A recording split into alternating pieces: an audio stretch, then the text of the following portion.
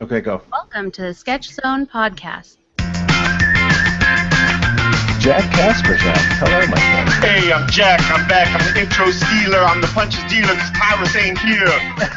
I usually get job leads too, but it usually has something to do with a weed whacker or some dishes. I diagnosed in Microsoft Excel. Did she say she designed? Yeah, she said Excel. She did Excel. We were busting on Pro last week in Window, so we got Excel. We got Excel as an actual article. So we What other kind of software do you use? Quicken.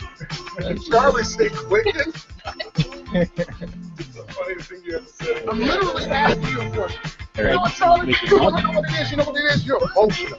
That's what it is. You're emotional. You can't hear me talk because you're emotional. You can't hear me. I'll let you be wrong. I don't mind. I'm nice like that. I'm nice like that, Charlie. Okay. You all right? You I get a just little think emotional. we can bring it in. I can't stand anyone on this podcast. And welcome to the Sketch Zone podcast, the year-end edition, no less. So, we're going to run down this nice, illustrious list of folks, starting with my little brother, Charlie B. Williams III. Hello everyone.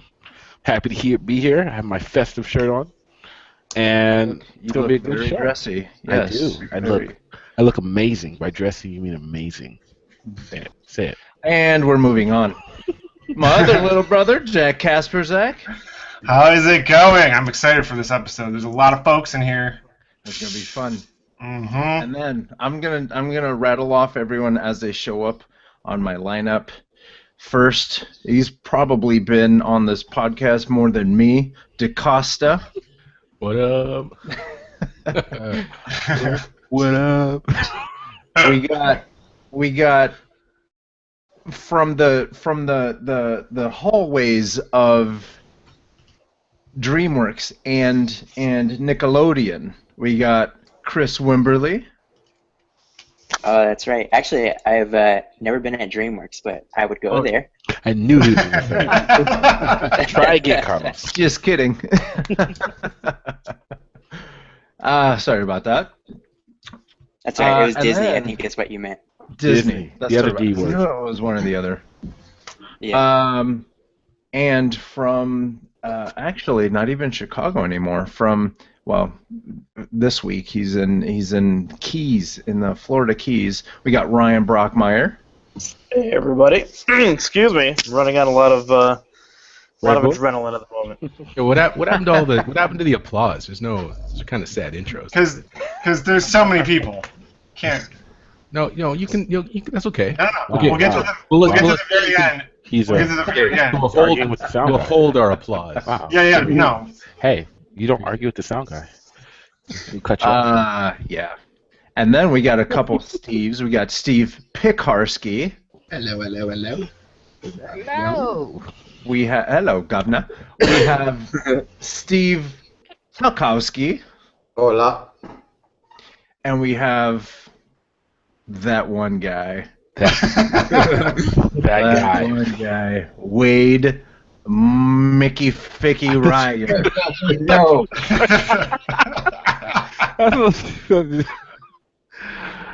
Oh, Welcome everyone to the year-end podcast. Yeah, I thought welcome. it would be fun to get everyone together and then just kind of check in with everyone. Charlie.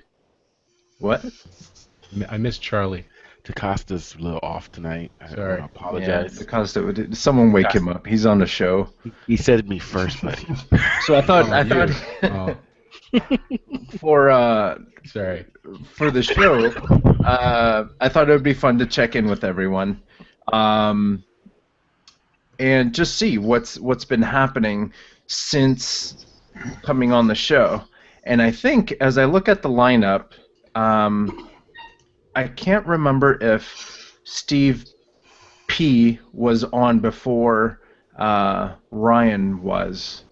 Do you guys remember? Oh, you're trying to do order of operation in It terms was like of... February 10th Oh, man. or something. Yeah, that was a long time ago, my friend. All right, let's go with Steve. Just because I know that you have some very important stuff that you've been working on, and I think it'd be a really cool way to start off the show. Cool. Not to mention that you're one of our very first winners of the Sketch Zone, and apparently Wade is royalty now. I'm trying to figure out how to get my name on the thing. So what's been going on since you've been on the show, Steve? As of late, I actually started my own personal project for suicide awareness. Suicide awareness? Mm-hmm. It's called the Hope Project. Hold On, Pain Ends, specifically. Mm. I launched the campaign about a month ago, around the beginning of November. Hold on, pain ends. Damn. Yes. Hope. Hold On, Pain Ends. Cool.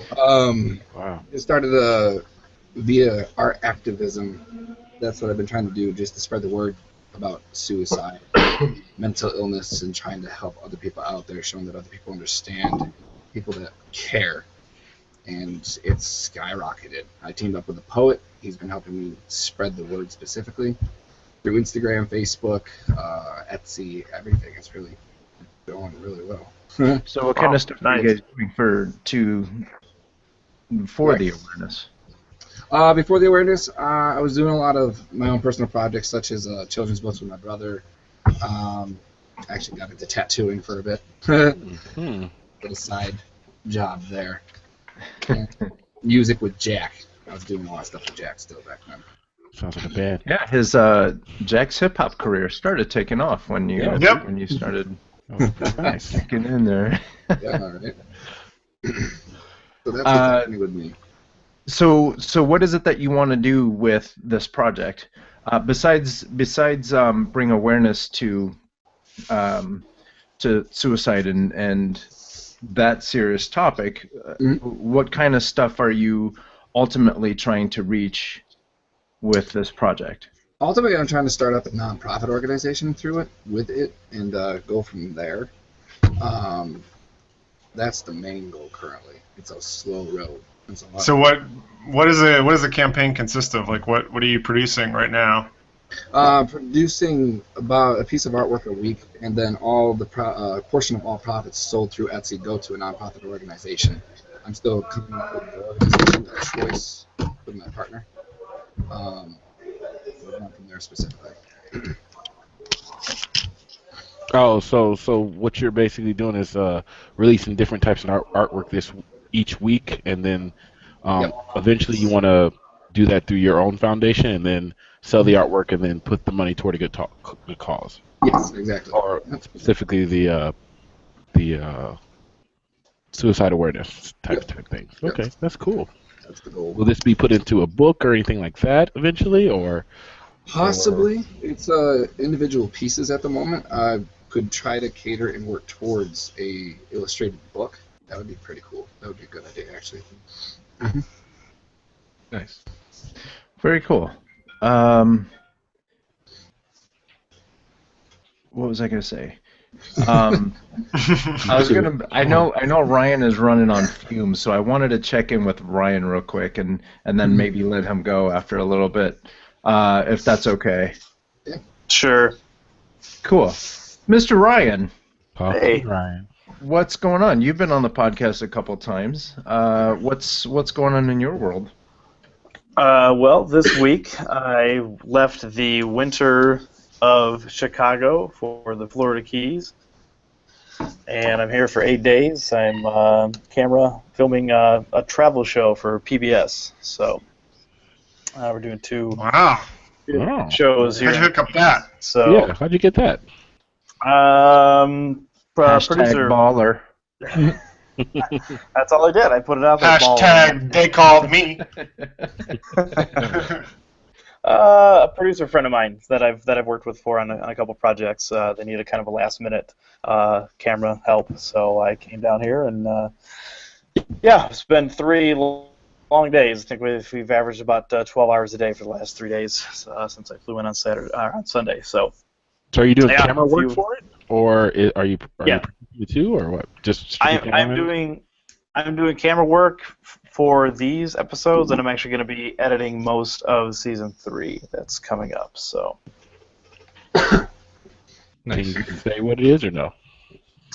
it's Family Travel with Colleen Kelly is the name of the show. Yeah. Cool. Excellent. Thank you, sir. Yeah, so that's what I'm doing this week, and then of course the documentary Midway, the story of Chicago hip hop. Yeah. Nice. And that continues. I can't remember when we last talked about it on here, but we are currently at 136 interviews in. Oh. So we're kind of nearing the end of the main filming of everybody. There's still a few people that we have to get yet, so hopefully sooner than later we will get those and can start putting everything together, which I'm looking very forward to. Since being on the show, drop just a couple names of the people who might be known that you've interviewed.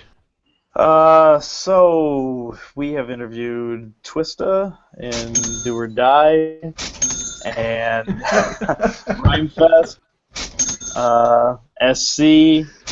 Nice. Man, there's a lot. Ants 13, of course. DA Smart, Kingdom Rock, Easila. Some of these might not be quite national names, but they're very important, and that's kind of the main point of the project. Have you gotten? I mean, we haven't interviewed Common yet. All I'll say is that we're working on scheduling, so it's coming. Anybody that you would think should be in it for Chicago Hip Hop documentary will be in it. So yeah, it's just some people's schedules are a little bit busier than others, so it takes a little bit longer. But, yeah. Yeah, some people are winning Grammys. Yeah. Are you still shooting for Mr. West? Oh yeah, absolutely. He knows about it. He knows about it. Yeah. Yeah.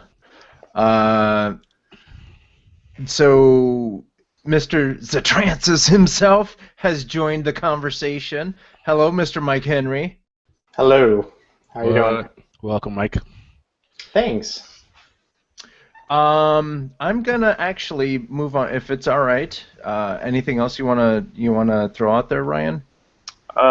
Just that Mike has the coolest background out of all of us. It's his bathroom. You know what? He's not fucking around. It is my bathroom. This is my shower curtain. Hey. I guessed. I totally works. guessed, and there you go. This is what happens when you have 2 kids and only 2 bedrooms. Don't burst the bubble though. Like that was a nice illusion right there. Yeah, I sort of look like I'm in some sort of weird Arabian hotel or something. It's kind of so good. Good. I wanna now check in with Mr. Steve Talkowski. Someone please wake him up. There you go. Hey, hi, Steve. Hello. Hey, Steve. So, all of my sound stuff has been acting up all day today, so I'm gonna go ahead and go doom doom doom doom doom doom doom. Really? This or that. This or that. This or that. Because Steve came at me incorrectly, and he goes, "Hey, you never did this or that." So Steve Talkowski. Wow, he gets special. Yeah, the squeaky wheel really does get the oil. Mr. Apple. Hey, Steve. All This right, cool. or that. Let's do it. Star Wars or Star Trek? Star Wars. Star Wars. Thank you, Jack. Absolutely brilliant. All right. R2-D2 or BB-8? R2. Who? R2. R2-D2. Okay. R2-D2 or a R2-D2 or a robotic DaCosta? A robotic DaCosta. Excellent. Excellent answer, my friend. All right, He's now already we're going- robot. Now we're going deep. You check my Facebook profile. Now we're going I'm deep. sorry, you're breaking up, man. We're going deep. Apple Pencil or Wacom Cintiq? Ooh. No, again, stop comparing the stylus to the whole damn machine. Yeah. I understand, but take it easy, killer. All right. Sorry, you just went out there for a second. Apple Pencil or Cintiq? Okay, that's a good one. I guess it depends on what I'm using at the moment. Ooh, nice. So, Way to I've go. got the iPad Pro here, and I've got the pencil here, but I'm also sitting at my nice, gorgeous 27 QHD. So when I'm using that, I have to use the Cintiq. When I'm using this, I use the pencil. So, Okay, yes. show off. And nobody ask you for all that. Seriously, Show off. Ta-da. All right. You just please both worlds at the same time. Amazing. Procreate or any Adobe iPad app? Dude, Procreate, hands down Procreate. There's not even a contest. There's not even an issue. There's no contest. It's Really? Procreate. Oh yeah, Procreate is the bomb. Not. Bomb Dizzle. Wow. Yeah. All right, sir. So, do you have anything fantastic happening in your life? Something new. Thank you for doing that. Yeah, let's see. So since November, I've joined the crew over at Real Effects Santa Monica. I am working as a 3D concept artist on the new Scooby-Doo movie. Oh. What? Can you say that without getting in trouble, son? Yeah, we're allowed to say that. That's all I can say. Yeah, it's been officially announced that it's in production. We break news on this show. Yeah, it's going to be really freaking cool. Oh, cool. Yeah. And so this actually is big for me because it's the first time I'm actually in the art department where I don't have to worry about doing production ready stuff. So it's like I could be doing ZBrush and Dynameshing it and just like render it out, boom, give it off to another artist who paints over it, set it up to let the director look at it, make changes. So it's pretty cool. I don't have to worry about UVs and all that proper layout stuff. Even though I still do in my workflow deal with it, I tend to be pretty anal about that kind of stuff anyhow, but I don't have to worry about it right now, which is kind of fun. So the first time ever I get to do some kind of cool stuff. Nice. Yeah. Yeah, totally. It's awesome. So are you there every day? So Yeah, I'm on site. They have me for 3 months right now, and then I have another. I think you guys know that I was working on. I'm in development with my own show with the Henson, and we've had some up and downs with that. We've had a really big up, which I visited a really cool animation studio in October, and we thought that we were going to be doing a test, and then that fell through right before Thanksgiving. So now we are reevaluating, but the good news is they are full steam ahead with that on me. So all I can say is that things are still moving forward.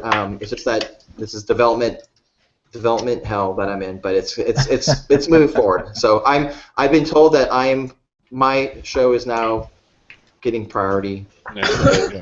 Things are happening. So things are gonna. I think in the new year things will finally start. I might get a chance to start overseeing some work on my own, so that would be nice. So we'll see how that plays out. That's all I can say right now. cool, man. I really want to dig deeper. But Let me guess. Does it have anything to do with robots? I think so. Can you? Carlos, stop it. Johnny 5. So speaking of Santa Monica, the LA area, Mr. Wade Ryer, you're in that area, aren't you? Sort of. I'm out in Pasadena. Yeah. Yeah. Cool. Yeah. What's happening in your world? I'm working at Encore right now on Supergirl and the Flash TV shows. Oh. Yeah, character artist over Oh, there. I missed it. You're working on the Supergirl show? In the Flash. Yeah. In Flash. Awesome. Yeah. Like the live action ones or some new animated ones? The live action ones. Oh, what? I hate to admit it. I mean, actually, I don't hate to admit it. I love that Flash show, man. That show is It's good, right? awesome. You know what? It's Dude, good, yeah. But that Flash dude needs to pump up. He needs to get some shoulders on that dude because It's the young version. You don't pump up. Dude, that's the Flash. Oh, dude, listen. I don't know if you ever watched the Olympics. Cardio. All of those runners. Shoulders, dude, it would be so fake. No, listen. Look at any Olympic runner. They are built. That is true because I was actually a sprinter for a long time. There it is. And And he was built. Right. You got to be. I was, and then they stuck me behind a desk. Yeah, but and now you I gotta keep in Oh, mind. yeah. You gotta keep in mind the Flash doesn't run fast because he's fit. He wants to, yeah. Yeah, it that's doesn't. true. It's still, I like the way he's drawn in the animation. I think you should kind of keep that taper going. He's a little pencil necky. He can't be a big fella because he'd probably have asthma. Yeah, but we Imagine being the Flash and having asthma. Be like, Oh my god. you're like 2 blocks, and then you're like, But he catches up with him anyway. He's just Primatine missed. I'm just saying. So Wade, you were also working on a 3D sculpt of your son. Yeah, still working on that, rigging it up. It's just That's only taking you 2 months. yeah, it's personal stuff. It's whenever I get time to work on it.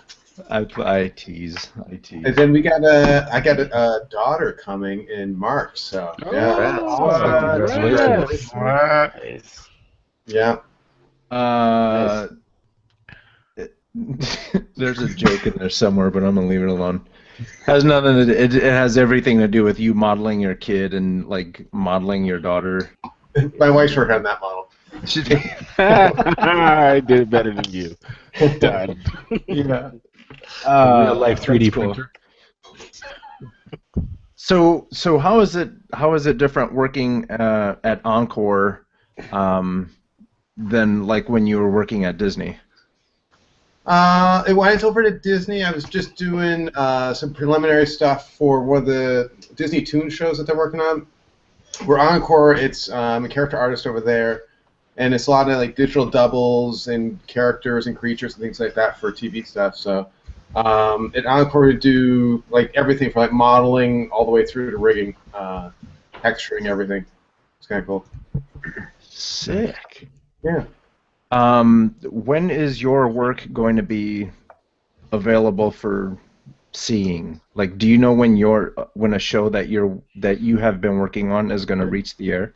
Yeah, it's like we're usually about 2-3 weeks ahead of whatever is on TV. So yeah, there's stuff that's been on TV that just recently that I worked on. Has your name been on the TV credits? I think for TV stuff, because there's such a big crew, I think they just say like VFX by Encore, and I think that's it. And the rest. Yeah, that's crappy. I know. I don't care. I'm just kidding. I love that show. That's cool. The Flash. I love The Flash. I haven't watched Supergirl. I haven't watched either. Flash is good. You should watch it. Yeah, I'll check it out sometime. Speaking of working at Disney, Chris Wimberly is here with us. I am. So what's good, my friend? Well, let's see. I keep getting tweets that people are trying to join this online. I guess it's like full right now. People are like they should be able to about watch. Should be able to watch. Hang on, I'll send you the link right now. Oh, it doesn't matter if they're slow. They didn't make it. That's the link you can find. That was the title of the show. It's too late. Sorry. There was a clear call put out. On the couch. Who's trying to get in? Tough. Oh, I don't know, just people. But anyway, I'll answer your question. So, what's up? Well, actually, I just wrapped season 2 of the show that I was working on at Disney.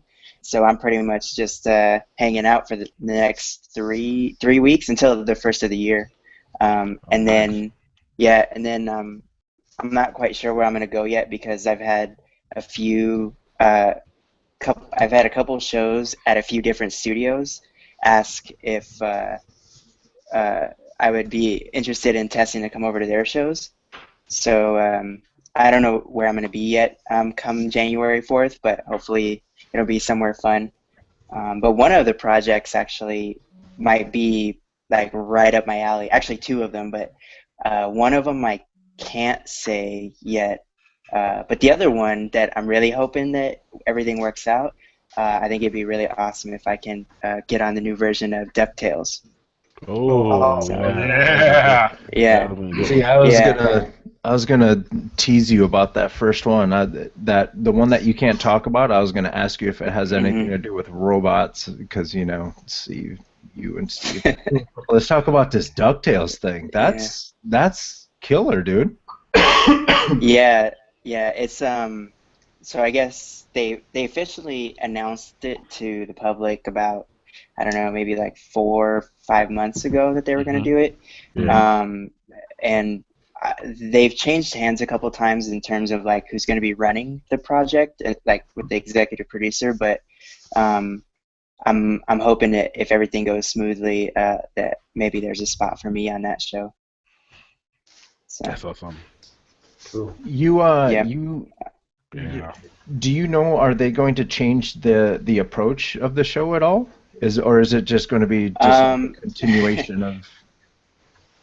I don't know a whole lot about it because they're being pretty secretive about it. But I guess they're saying that it's the tagline that they told us is that it's the DuckTales that you think you remember.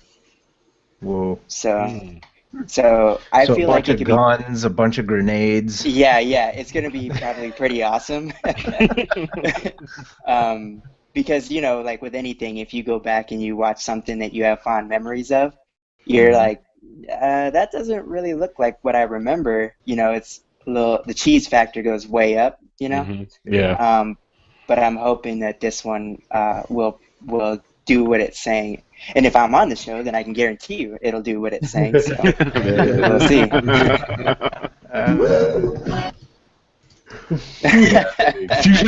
Nice. That's awesome. Yeah. And you just other than that, you just wrapped up your second season of your podcast, the Animation Network podcast. Almost. I got about 5 episodes left that'll air. And it's a weekly show, which means it'll be about five weeks. And then I'm gonna have to take a break because this stuff is draining, man, to do all by yourself. Yeah. I understand. That's cool, man. Yeah, and if people are out there and they're interested in knowing what it's like to be an animator for Disney and for Nickelodeon. Any TV, all TV. Yeah, all TV. You're more of a 2D guy?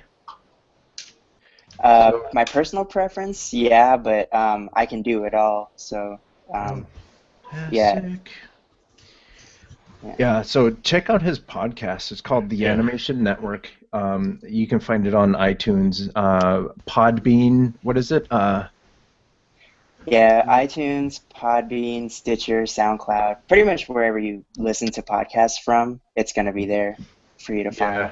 Yeah, check it out, guys. I've been listening on the way to work in the morning, and he just finished up his segment with production, with different people in the production department, which is very, very insightful. I always like to know those things, so it's been really good. Check it out. And Charlie, when you get a chance, leave some feedback on his iTunes and stuff, because we're trying to reach a certain level. Yeah. Trying to climb up there. And on that note, too, actually, you just reminded me that in the new year, starting January, I'm going to be launching more of my animation workshops, like how to break in and how to pitch your intellectual properties and all that. But and a few new ones too. And I'm going to try to start doing them as webinars so that people from all over the country can tune into them that way. Boom. Yeah, so the podcast is jam-packed with information. He literally talks to the people that are doing that. He talks to people that are doing a specific job, and he breaks down the different responsibilities. And if you listen to the entire show, you get a really good idea of the production of what goes into making a TV show. And not only that, but one of the cool things is one of the last podcasts that you had, you talked to someone who wasn't even really an artist. They just wanted to be in TV, and they became a production person. Oh yeah, Jeff. Yeah, that was awesome. Actually, he's over at DreamWorks TV. That guy's got crazy energy. But he's going to be a rock star for sure. Because he's still pretty young. I mean, he's like 23 or 4 or something like that. But he's like climbing up the ladder pretty quickly because he has the passion for it and the energy for it, and he really knows how to understand the pipeline, the process, and teach it to others, which has really put him in a lot of advantageous positions to keep climbing. Yeah, I like that he talked to a lot of the younger people or people that are coming out of the internship phase and moving into like a production role or like a PA role, and what they need to do, what they did in school, and then kind of like how they felt as they were going through the process. You know, at one point you were talking to a young lady and you talked about how she was really green, but she was really happy to be there, and it was just like she had been there maybe 6 months or something, and just coming out of school. Or 2 months. It was 2 months. Yeah, 2 mons, and then she's coming out of school, and how she had to navigate taking the internship and then going back and finishing up. It's really good, guys. So please check it out. We'll have all that stuff in the show notes also for everybody that's on the show tonight. So go on. And you, Chris, you mentioned DreamWorks TV. I think I know someone who works at DreamWorks TV. That's a little bit of a new thing. Who am I? The name's Yukon Cornelius. You're not talking to me. Yes, I do. That's actually one of the new things that's happened since the beginning of the show. Jack was actually at Digital Domain, and now he's at. Now Jack is at DreamWorks TV. Jack's having a little trouble, guys. He's just happy to be here. You know, he's just happy to be here. I'm glad you guys let me stay on the show this long. So just trying to hang on for the last episode. He said, "I'm just a humble sound guy that got to stick around." Well, I need you around because every time Charlie has a soundboard, he messes it up. Really? Yeah, kind of. Jack, you in Glendale or for DreamWorks TV? Yeah, I'm at the TV campus just up the street. On Brand? Yeah. Nice. Can you say what show you're working on? Yeah, it's called Spirit. Maybe you guys remember the movie from 10, 12 years ago? With the horses? Western with the horses. Yeah. Nice. So it's a cool show. I can't really say much about it, but it's going to be cool. Does it have robots? Yes. It's got robotic horses. Nice. How's the drive from Venice to Glendale? It's terrible. Wait, shoot, I used to have to drive from Corona to Hollywood. You used to, yeah, right? Yeah, and then I wanted to shoot myself in the face. Oh, that's the thing. LA is so huge; it's insane. And crowded. Yeah, it is. The traffic, it's just so horrendous. Yeah. That's why we got the podcast. That's it. That's it. Speaking of 2D artists, Mr. Mike Henry's in the house. Hello. Mr. I direct I think that should be like speaking of 2D artists, Mike Henry, and then just move on. Hey, Carlos, can I interrupt you 1 second? Just 1 second here. Mike? Yes. You were on the show. I wasn't here. Look at Charlie. Hang on, Charlie. Let me interrupt you. If you're gonna snap on someone, look at them in the face. You're looking at like your laundry basket. No, I'm looking down the line. If you technically for the audience, because Mike's on the other end. It works, Charlie. You got to look into the camera. I don't want to look into the camera. But anyway, Jesus. That was terrifying. I have to teach you about Pinterest. Shit. You were talking smack. I was on a plane. Oh no! I almost got loud because it was got booted off the plane. I almost got booted off the plane because I heard an atrocity come from your mouth, but you don't know what you should do with Pinterest. Oh, yeah. No, I mean, I figure it might have something to do with the fact that I'm not like a 13-year-old girl, but I can't remember. Yeah. I just. Yeah. Well, that shouldn't stop you because you're on DeviantArt, so that shouldn't make a difference. So that doesn't make a difference. But in your 13-year-oldness, I need to show you how to use Pinterest. Okay. We'll get together sometime. You come out to San Francisco. Okay, I was close. I was in Huntington Beach. Was not close to you, but I was going to say that is not close. but I'll have to come out there. Relative Carlos way to out there. Germany, yes, it is very close. Quiet.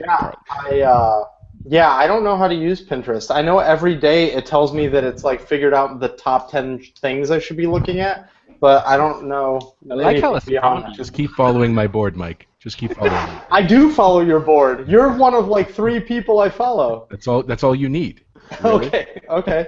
It's funny because when I get those random push notifications, I'm like, oh yeah, Pinterest, and then I sometimes tap it, and then I just look through everything you've. Then what happened? You spend like an hour. You're like, No, I'm reminded every time that DaCosta has really good taste, and then I have to get back to doing whatever I was doing. Nice. And that's like Excellent. We can stop the show right there. Wow. Yo, so Mike, you're doing the exact opposite I want you to do right now. Cannot inflate DaCosta's head anymore. Any larger than what it It's already pretty is. big. I'll do my best. Big and shiny. Moving on. I'm done, Carlos. I'm done. So yes. Speaking of, go ahead. Can I just say that it's taken me like this whole time to realize that I'm looking right now, I've been following Mike on Instagram for like years. Oh, awesome. Yeah, I was like, why do I recognize this little emoji thing or this little icon? Bald head? On there? Yeah. And I was like, that looks familiar, so I jumped on. Yeah. Right on. Dude, your Thanks. stuff is rad, man. Stuff is I saw rad. Chris's face. He was looking down at his. He was looking down. He was like, "Oh." So let's talk about networking. Oh, sure. Am I supposed to tell the guy with the photo on his resume to fuck off again? Just tell him it's too late. That's what Chris does. It's too late. It's too late. Watch this one. Everybody's already hired. It's too late. Good times. Next. He's told the dude, "Fuck off. Get yourself off your resume." Oh God. Okay, so speaking of Pinterest, DaCosta is here, and yes, Charlie's Pinterest is large and goes deep. However, wait. Whoa, large and goes deep. What just happened? Jack. He's got a large, deep Pinterest. Okay, moving on. Account. Pause. I'm not sure where this is going. This is a weird intro for DaCosta. DaCosta's here. Hello, DaCosta. How's that Pinterest, though? It's awesome. Yeah. I've been actually trying to not focus on it too much lately, but the numbers keep growing. Keep growing. Thank you, Sketch Really? Zone. Really? I don't Who know have how you many. been up I'm to, at, DaCosta? how many followers you at there, Charlie? I don't know. I haven't checked lately. Oh, I'll tell you how much. I got 8,706. Yeah. You jumped up a little bit there. What did DaCosta's you upset that Chris didn't say anything about his Instagram. Instagram. 9,000 followers on mine, buddy. Whoa. Yeah, I'm catching up, Steve. I'm catching up. Yeah, Steve's always there to humble him. Hey, just so you know, a little higher. Yeah. He's like six figures behind. Pinterest is awesome. You just got to learn. It's like the Pinterest becomes it's kind just of weird like, that there's like 8,000 people that want to see what I like. I know it's funny that back in the day when they first started, you couldn't get in, and then you had to get automatically got signed up to follow people, and then there are people like with 100,000 followers for no particular reason. Mm-hmm. Yeah, now I hate that. Like one time you go on, they're like, here, like, tell us what you want to see. Here's what you want to. We want you to add these 10 things before you can actually use the app. I'm like, what? Yeah. Yeah, they make you What's up log with in now. They That make was you log bullshit. in now. Well, You they used to make be able to just you watch it. choose. Yeah, they make here. Yeah. So DaCosta, Mike, what's new in Mike, your world? Just to tell Mike that the only thing that Pinterest basically is just like what the morgue used to be. That's basically it. You know what I mean? Like when you had a morgue, now you just got Pinterest. That's it. That's all it is.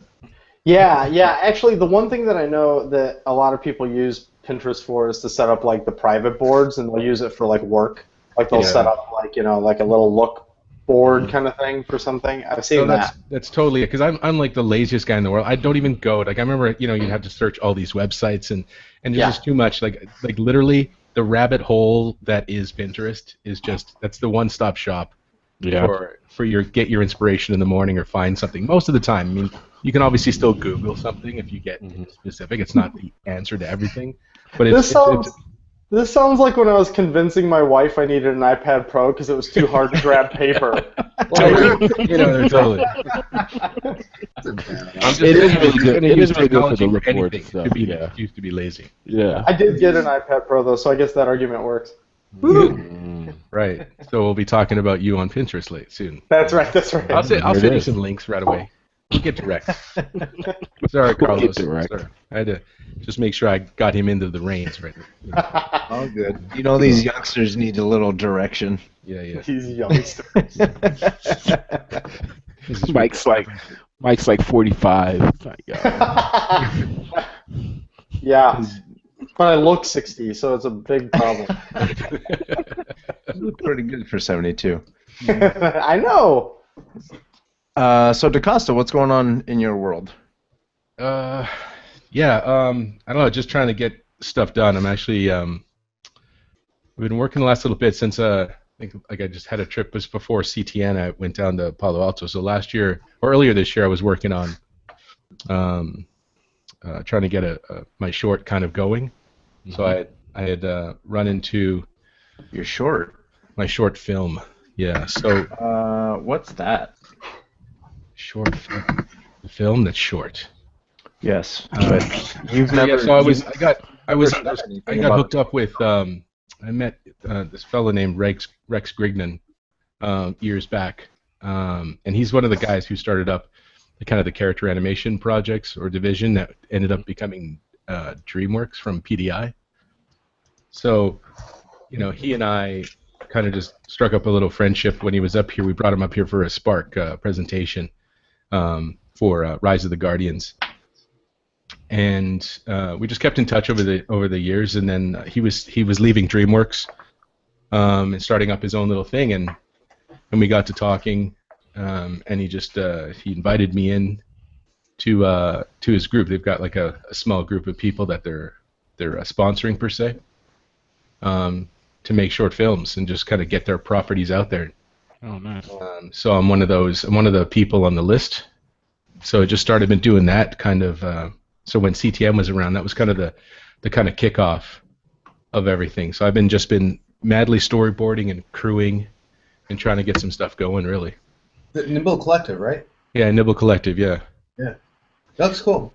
Do you have a Pinterest board for like your mood board and stuff for your project? For all that, yeah, I've got a couple things going. Yeah, totally.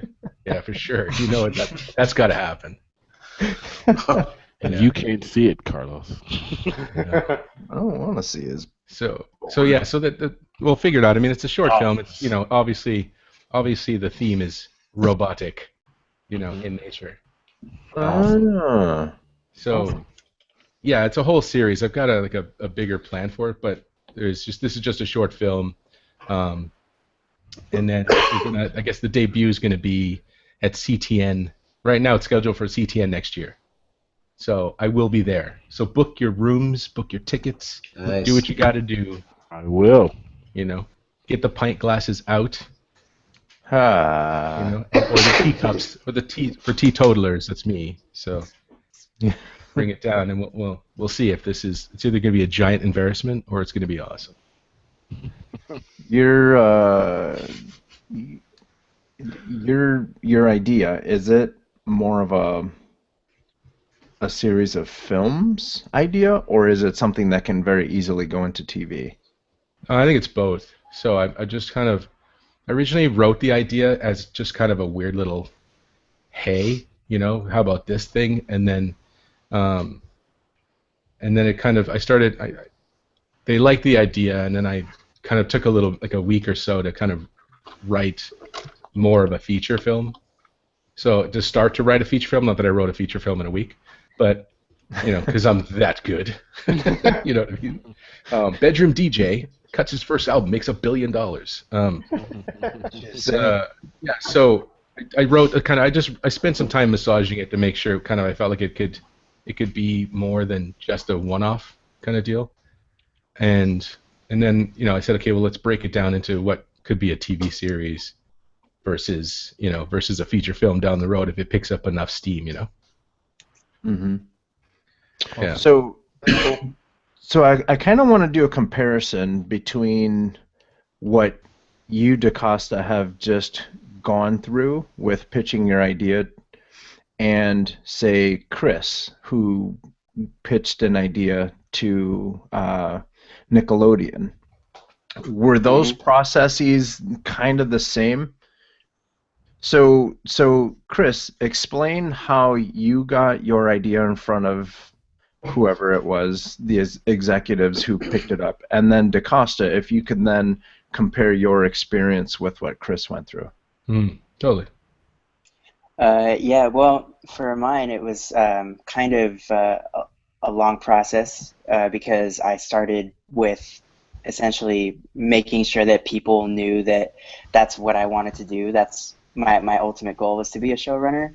So literally from my last semester in school, which is also when I interned, that's when I started doing the whole networking thing, which obviously I'm a big supporter, a big cheerleader for networking. But eventually I got my shot, and I think because they could see that, not only that I was so passionate for animation, but I was also able to put together stories, and I understood how to create something that they were looking for and how to develop it for TV. It's not a movie. It's not just a one-off short, because at that time they weren't doing their shorts program. They were able to see that I understood it and I got it, the process, so they kept inviting me to come back, and I essentially used that to leverage my way to other studios to pitch to them as well. And ultimately, selling this show came with because it wasn't just me by myself. It was myself and my creative partner, and we were able to showcase that we were kind of the two perfect halves to one whole, which I think right now is kind of a big thing for a lot of studios, especially with the success behind shows like Avatar, which is created by a team as well. That seems to really resonate with the studios, at least obviously in my experience. So once they saw what I had brought to them before with my experience, plus my creative partner's experience, and the fact that we had created our own projects on the side, we were able to show that we could successfully realize a project, create the entire vision, lead a team of people, and get it up on its feet, all with little to no budget. And I think that was a big reason why they were all ears when it came to our big pitch, which they invited us to come and do. Oh, nice. And then DaCosta, how was your experience? I know you came down to Silicon Valley for a few days. Is that how your project started? You know what? My thing actually started because I was doing mine is completely the opposite of Chris's, right? So my whole thing is I just been, for the last 6 years, I've been doing I've been the art director for Spark Animation Festival up here in Vancouver. So we bring up a lot of speakers. So Rex, or we brought up we bring up just tons of people. We just had up Jorge Gutierrez, Mark Osborne, these guys, and being one of the board members and the art director, I get kind of responsibilities to kind of help the speakers around and whatnot. But you get to make connections with people, and so obviously me doing the artwork and the T-shirts and all the rest of people see my artwork all the time. So it's kind of like that connection in terms of that opportunity to network, because I'm not in the industry per se, directly. So just making impressions on people, I guess, and not being a jerk. And I think that was one of the titles or something we had at one point during one of these podcasts, don't be a dick. And I think that you just you strike up a conversation with people, and it's you send your book around, and I think Mike touched on this in his talking about portfolios when he was on. It's like, kind of like nobody has a resume really per se anymore. In the sense, like, can you draw a picture? Draw it, and then can you tell a story? Is kind of the other side of that. So for me, every time I make these posters, I always make a whole story for the characters, even though it's never going to go anywhere. And I've just been kind of practicing that idea and learning how to put together concepts myself. So when I, making to connect with Rex and being in that kind of lucky scenario that Rex likes me, you know what I mean? And he recognized that I have something to look at, and there's the whole point of Nimble Collective is to give people who are not necessarily deep in the industry kind of access to that knowledge base and that network. So part of I think that's part of the reason that I was able to pitch the idea, because I pitched them like three ideas, and I kind of actually just weeded out this idea by myself. And I said this is because I felt it had the potential to be a TV series and a feature film and a whatever. I wanted to grow IPs, and that's my big thing is independent kind of creator-driven IP stuff is super crucial if you want to get anywhere down the road. You know what I mean? That's especially from an indie point of view. Mm-hmm. So I just kind of was effectively kind of like, I just happened to walk around the corner a little bit at the right time and run into the right person, and I had the right stuff. Mm-hmm. Does that make sense? Yeah. Mm-hmm. Because it's great for you. Can somebody says, "Dude, you got a script?" You got to be able to pull out the script. That's as simple as that. Not like, "Oh, I can get you one." It's almost too late. So, being a bedroom DJ, it's like, dude, if you can scratch, you can scratch. You know what I mean? Yeah. What are you scratching, dude? Really? Really? So that's the kind of difference. So it's interesting. It's interesting to be able to say. I don't think it's the same necessarily the way Chris is kind of directly in there, but it's the same opportunity. Like for me to be able to say, okay, like especially from being in Canada and not knowing anybody per se, to be able to get somebody to look at you and say, we like you as an artist and as a person, and we like your ideas. Here, let's help you get this made. You know what I'm saying? That's a rare opportunity. So Yeah. It's a little bit. That's one of those kind of. So I was in a bar in Paris, and I was just playing my guitar, and then Sting walks in and says, "Dude, let me produce your album." It's one of those.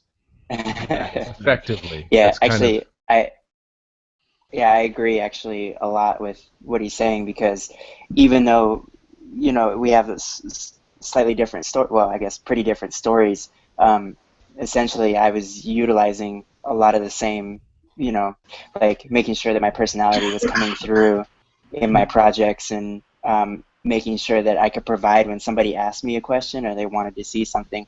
I was like, yeah, here it is, pull it out of my backpack or pull it up on my phone, those kind of things.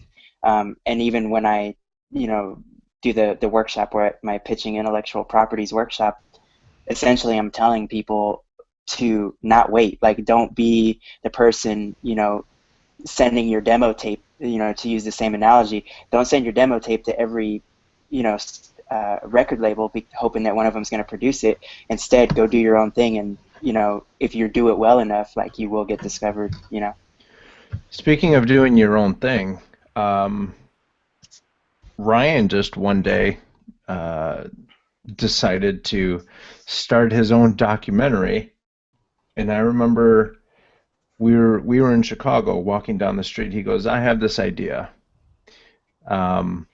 Ryan, like, what made you want to do this? And the crazy thing is, everything has been out of pocket so far. What made you not want to pitch it to anyone? One, just for control. I mean, control, basically. I mean, I came up within the hip hop community here in Chicago in the mid to late '90s, and I just wanted to tell the story the right way. And I wanted it to be a community project. I wanted to get people involved. If you go right away, if you just pitch your idea to people, an idea like this, it's either too massive or they think that it's not going to be done, because it has. There's been a couple of people that have tried to do documentaries like this. It's an intense project right now. But I didn't want somebody coming in saying, "Oh, I think that's a great idea. Here's a bunch of money, and half the film needs to be about Kanye West." It's like, no, this isn't the Kanye West movie. This is the Chicago hip hop story, and we want to talk about the 2 or 3 people that put Kanye on. We want to talk about. I mean, there's a whole foundation that came in the late '70s and early '80s that people like Kanye and Common are standing on now. So that was kind of.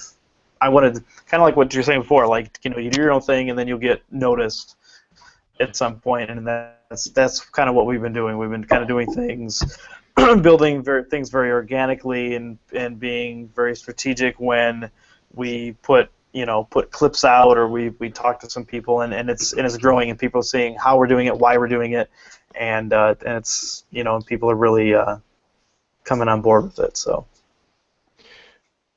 do you think this documentary has helped you? Like, for example, you're in Key West right now. Did the documentary help you at all reach working for PBS? I don't think the documentary has really yet. Just some of the connections and stuff that I had to kind of get all this stuff going came separately from that. But it's just in the last couple of years when I'm like, no, I'm going to get back into film video stuff.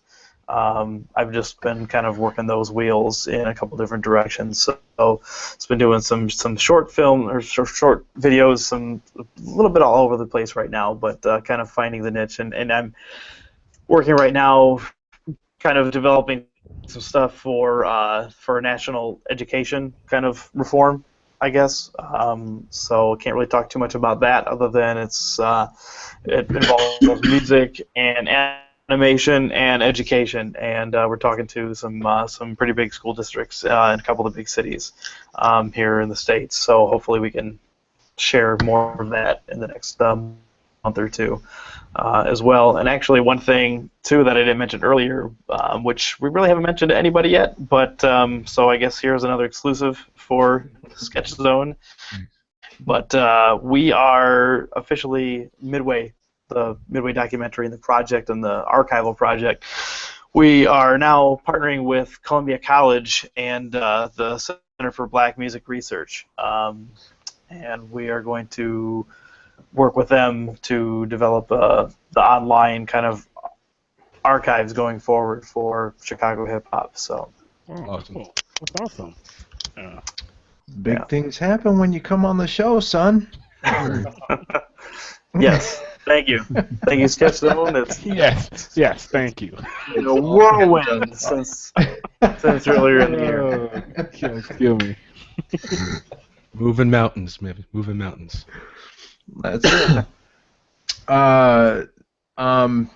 So I know, Wade, you've talked about, when we had you on the show the first time, you talked about developing your own ideas and stuff like that. Do these stories motivate or scare you? Me, for myself? Yeah. It makes me feel like I'm a worthless piece of poop because I haven't done more of my work. Yeah, I have a short I've done. I storyboarded and I did character designs and all that stuff and rigged everything up, blocked it out, and I'm just like, I haven't touched it in like a year. That's, well, now there you go. Yeah. This should get you going. I know. Just because, like, son, done. Like, Steve is pitching his idea. You got DaCosta making his thing. I'm not even gonna talk to Chris. I'm just glad Chris came on the show. That kid, you know why they got Chris working on DuckTales? They got to get him like counting dollars, like.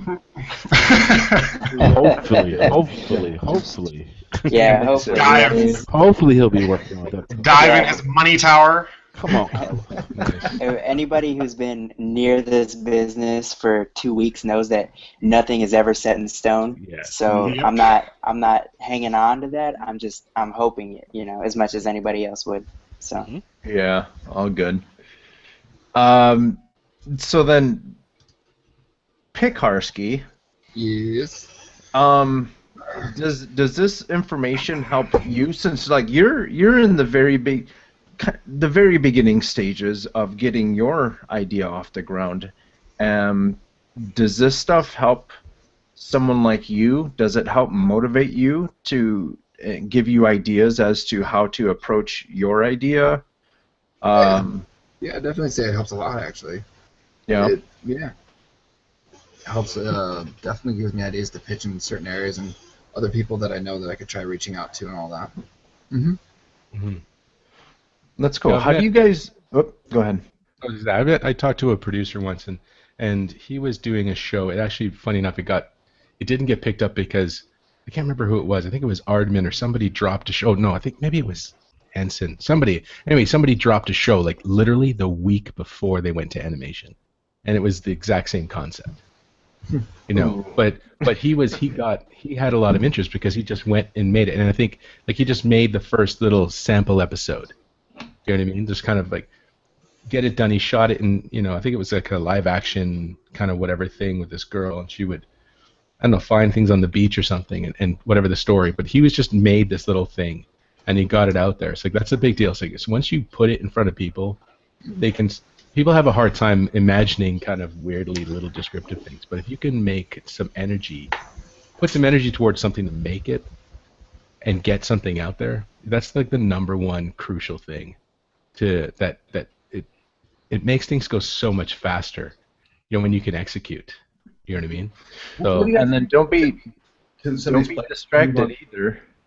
Don't be distracted either, because look at what happened between Bug's Life and Ants. For Shark's Tale and Nemo. Or Volcano and Dante's Peak. There you go.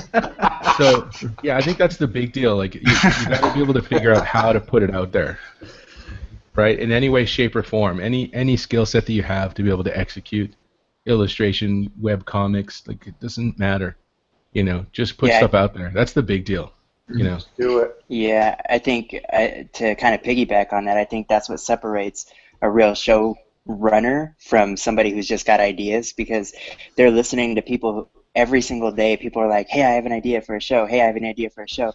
And these people listen to like thousands of pitches a year, and the people that they take the most seriously are the ones who are going out there actually creating the content, not just talking about it. Yeah, and it can be super crappy too. It doesn't have to be like, you know, a lot of people get stuck trying. No. You know what I'm saying? Like, it could be like it's not what you want it to be at the end. Because I mean, obviously, when you have budget, that's a different issue. But to be able to communicate the story and make it fun, nothing really ever starts out the way you think it's. You know, it's gonna. The way it ends up is not the way it starts out. So it's good to just kind of, you know, push it out in whatever iteration it is. Like if you look at, like there's that Frederator's doing that Bravest Warriors. And if you look at the first episode of Bravest Warriors, and then like even just a little intro thing, it was a little different, and then they tweaked it when they got greenlit. You know what I mean? So just put stuff out there and let it happen, and you'll see things differently. You know, when you guys pitch these stories, like how polished up are things? I mean, do you guys have like fully storyboarded episodes and multiple scripts done, or character designs? I mean, or like how much? What do you guys usually present when you pitch shows? I mean, Chris, you want to go first? Go ahead. Oh, sorry. Well, I was just gonna say, like, it's exactly what DeCosta is saying. It's like they just need to know that you've got the idea, that you've put together some kind of vision, because once you sell it to, at least I don't know about DeCosta's case, but at least with, you know, these studios, these powerhouse studios, like, it's their job to put it into their meat grinder and churn out product that reflects their label, their brand.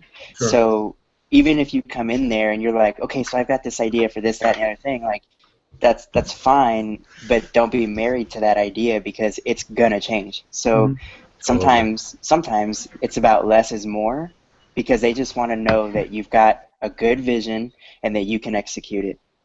So when you go to like a pitch, do you just have like a stack of papers of drawings and whatnot? I think it depends. For me, it depends on who you're talking to. Sorry, Chris, I didn't cut you off. No, go ahead.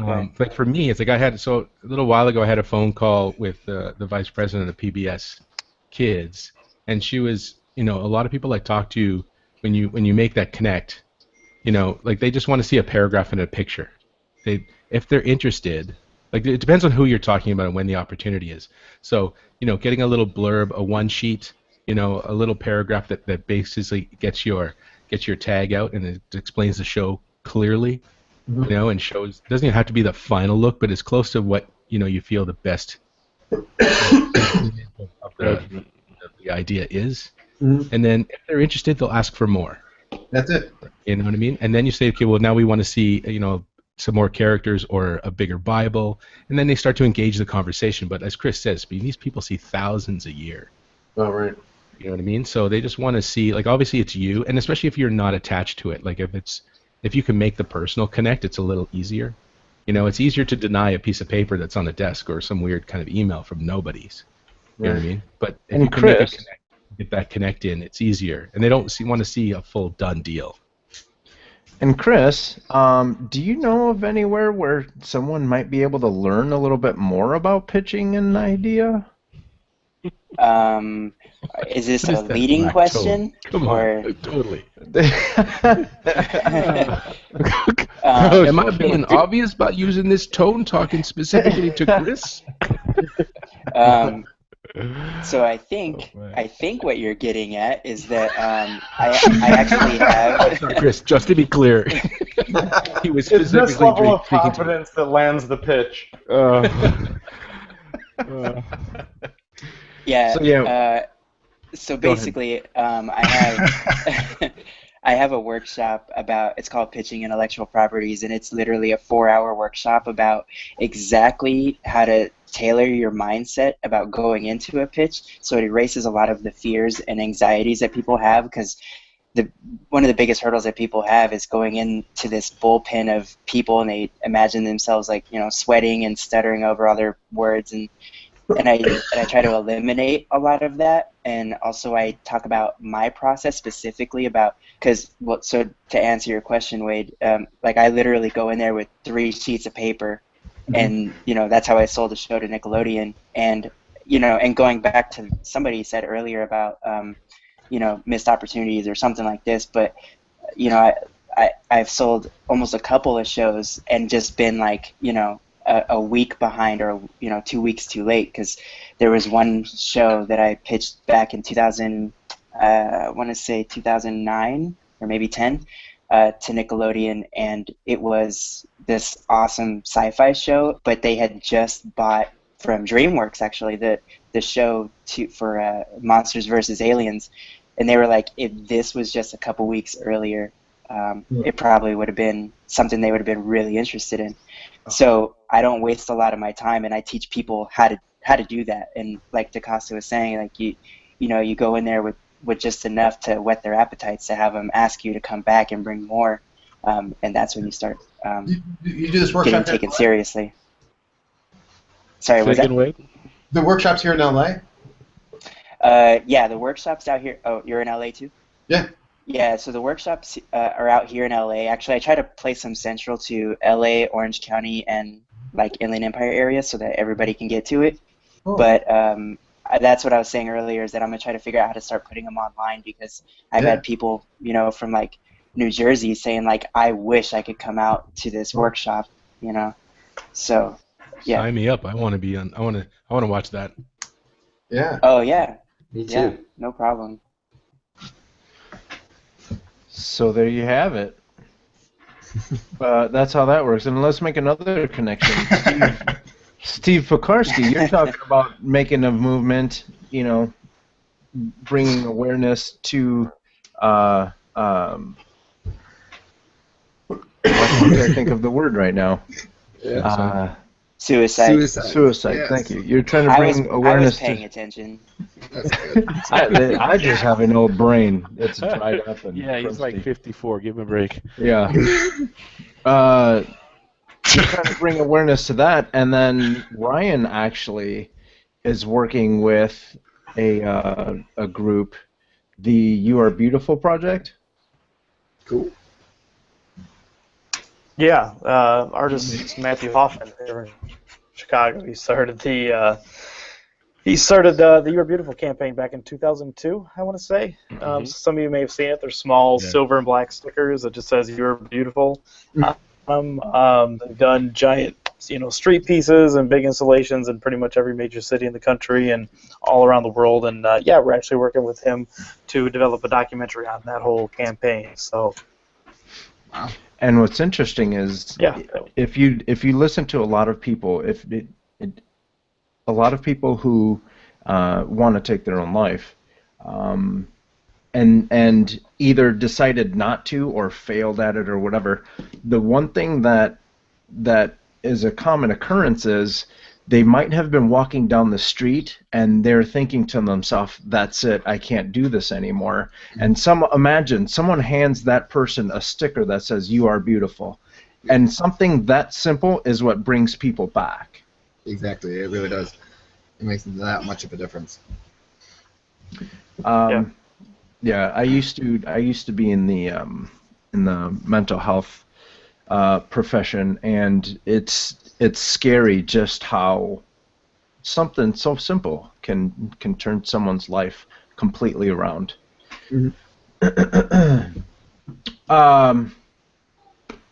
So let's talk about. I was on YouTube and I saw this video of it's Rhymefest, and for those of you that don't know, Rhymefest is he's a music writer and producer out of Chicago, and he was on the phone. Twista, who's a rapper out of Chicago, they were on Sway in the Morning, and they were talking about this movie. Let me movie. interject real quick, Carlos, about Sure. Rhymefest. He's one of two artists who has won an Oscar, a Grammy, and a Golden Globe. Wow. So he's a bit of a big deal. And he's up for. I'm just saying, but it's Rhymefest. Eminem is the other one. Oh. So Yeah. Eminem is a worldwide name. Fest is not. Fest also wrote Jesus Walks for Kanye. Yeah. So he's a big deal. He's up for another one this year, too. So I'm sorry. Go. Oh no. It's a big deal. So they were actually on Sway in the Morning, and they were talking about Chirac.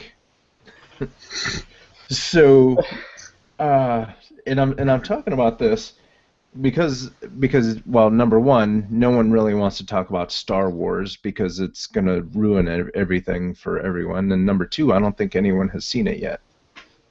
Nope, not yet. So No one on the panel has seen Star Wars.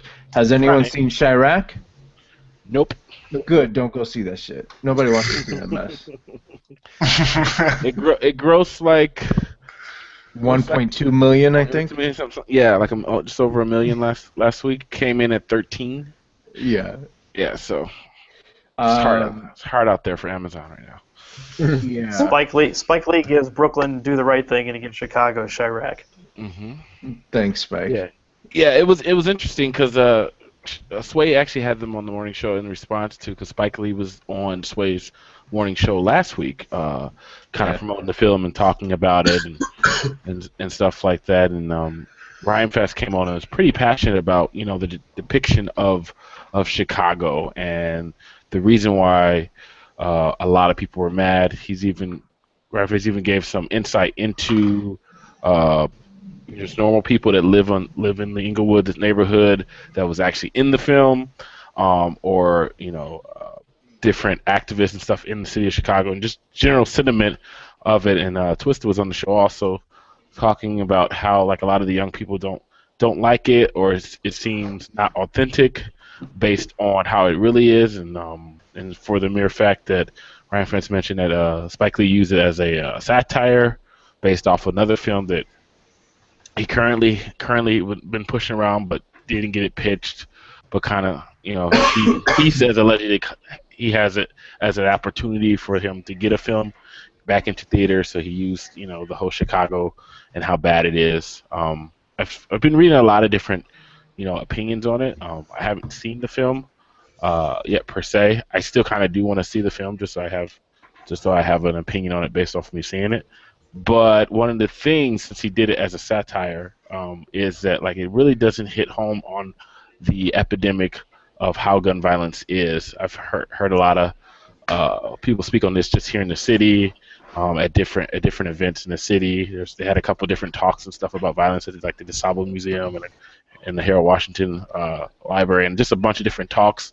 And one of the things that like a lot of filmmakers in general, not just Spike Lee, do is they kind of hit an old note of it's this gang versus that gang, and that's the reason why it's so bad, because of the gang violence and stuff like that. And you do have different sets and stuff like that, but more so it's like the mindset of how young people are nowadays. A lot of times it could be as simple as someone getting into a fight at a school and then going home and the next day bringing a gun to go shoot that guy. It's the way they handle situations, and they might not necessarily be in the gang, but they have access to guns and different types of things. So it's a mindset of the youth on the South Side based on economic situations and a bunch of other stuff. It's not necessarily a Boys in the Hood story, you know, like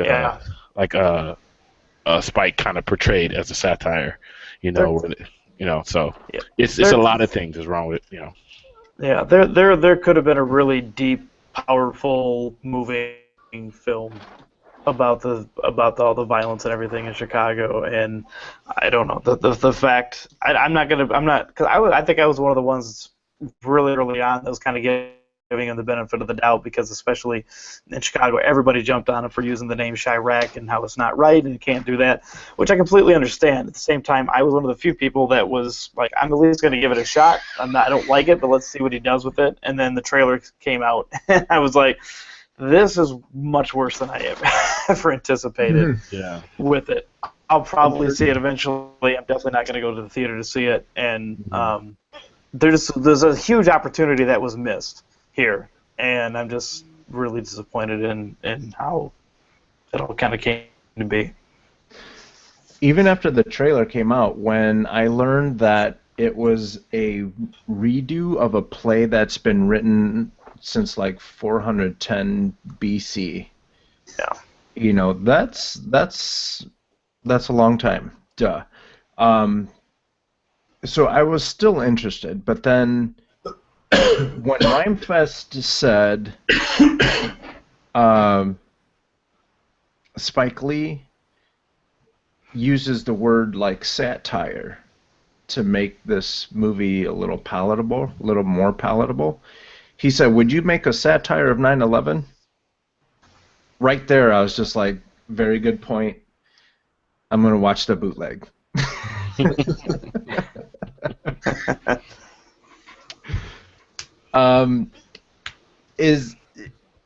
Do movies actually have that much power over people? Ask everybody on Friday. Say again, Mike? I said ask everyone on Friday. Yeah, I think they do, because like one things which you can bring it back to, you know, how artist effects change, or how like Steven's doing his work, is if you put it in the right hands of a filmmaker, I think it can be very powerful. So one of the things I like that he said was we should be kind of investing in the community. There's a lot of creative individuals. One of the reasons why when in Chicago, which I've seen this firsthand, lines to try to be in the movie were like lining up around the corner because people kind of wanted to be in it or kind of wanted to be associated with it, and you know, giving money to groups that can help kids in the city get their viewpoint out, young filmmakers and stuff like that, so they can tell their story from their perspective. Those kind of instances is where I think movies can be very, very powerful, or short films, or documentaries like the one like Ryan's doing. You know, you just got to put them into the right hands. So there's a good and there's a bad with it, but when it's come to stuff like this, just got to put it in the right hands of that person. The right artist has to be doing it. So now let's talk about a different movie. 20 years ago, I think last week, Toy Story played for the very first time in theaters here in my sweet, sweet Sonoma. What do you guys think about Toy Story? Was Toy Story a game changer when it comes to 2D, 3D? Of course. Yeah. What year was it? 95. 20 years ago. 95? Okay. I'm trying to see what I was doing. 2015 minus. No, Yeah. sorry. Yeah, thank you to Peanut Gallery. But I'm trying to think, what were you doing at that point, or where were everybody at in their careers? I was 13. Just starting, or like because a lot of people will say a lot of different things. I've heard like Jurassic Park did that for a lot of people, or Star Wars or whatever. But yeah, I do remember how Toy Story affected me. I thought I had to go and once I saw it, I thought I have to see every animated film that comes out because this speaks to me as a person. It's kind of what I want to do, or along the lines of what I want to do. So yeah, it was a big deal for me. For me, I was 13 when Toy Story came out, and I was watching a ton of anime. So when Toy Story came out, it was like cool, but it wasn't my thing. So even though I thought that it was cool, and later, as everybody knows, when you go to art college, especially when some of us that I know of here, that we all went like around the same time, like you come out of that school like, I'm working for Pixar now. And it wasn't until I was in college that I even really cared that much about working there.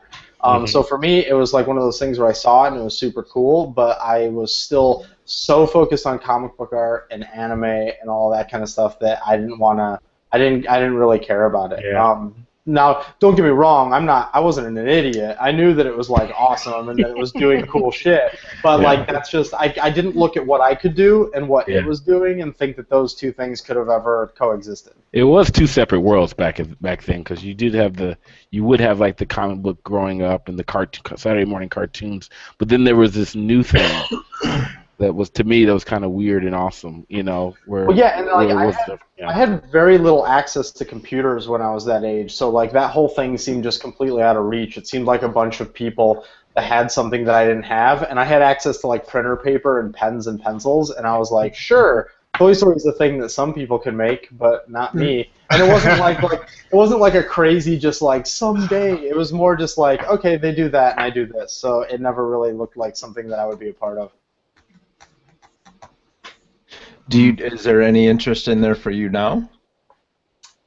Yeah, but I'm at a weird place mentally where like I don't this is gonna sound so pompous and I don't mean it to, but like if I went there I would want to do my own thing. I wouldn't want to just work on it because I know tons of people who work there and I don't want to do that. Like I would rather want to run a thing. So I'd rather spend my time at a bunch of other places earning the like cred to like do that type of a thing and then eventually work my way back around when I'm like 70 or 80 years old. Wow. Don't take that long. Long-term goals. Long-term goals. I got a lot of growing to do. So you're saying that's going to be your retirement? Yes. Yeah. When I retire I'm retired. Like everyone else from the Midwest, I'll come back around and do a Pixar movie. Sure. What about you, Jack?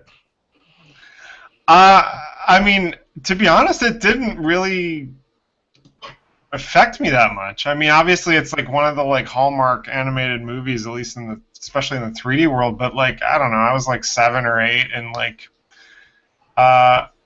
animation itself is, I mean, aside from like traditional 2D, the 3D stuff wasn't even on my mind, and it just sort of was like a new.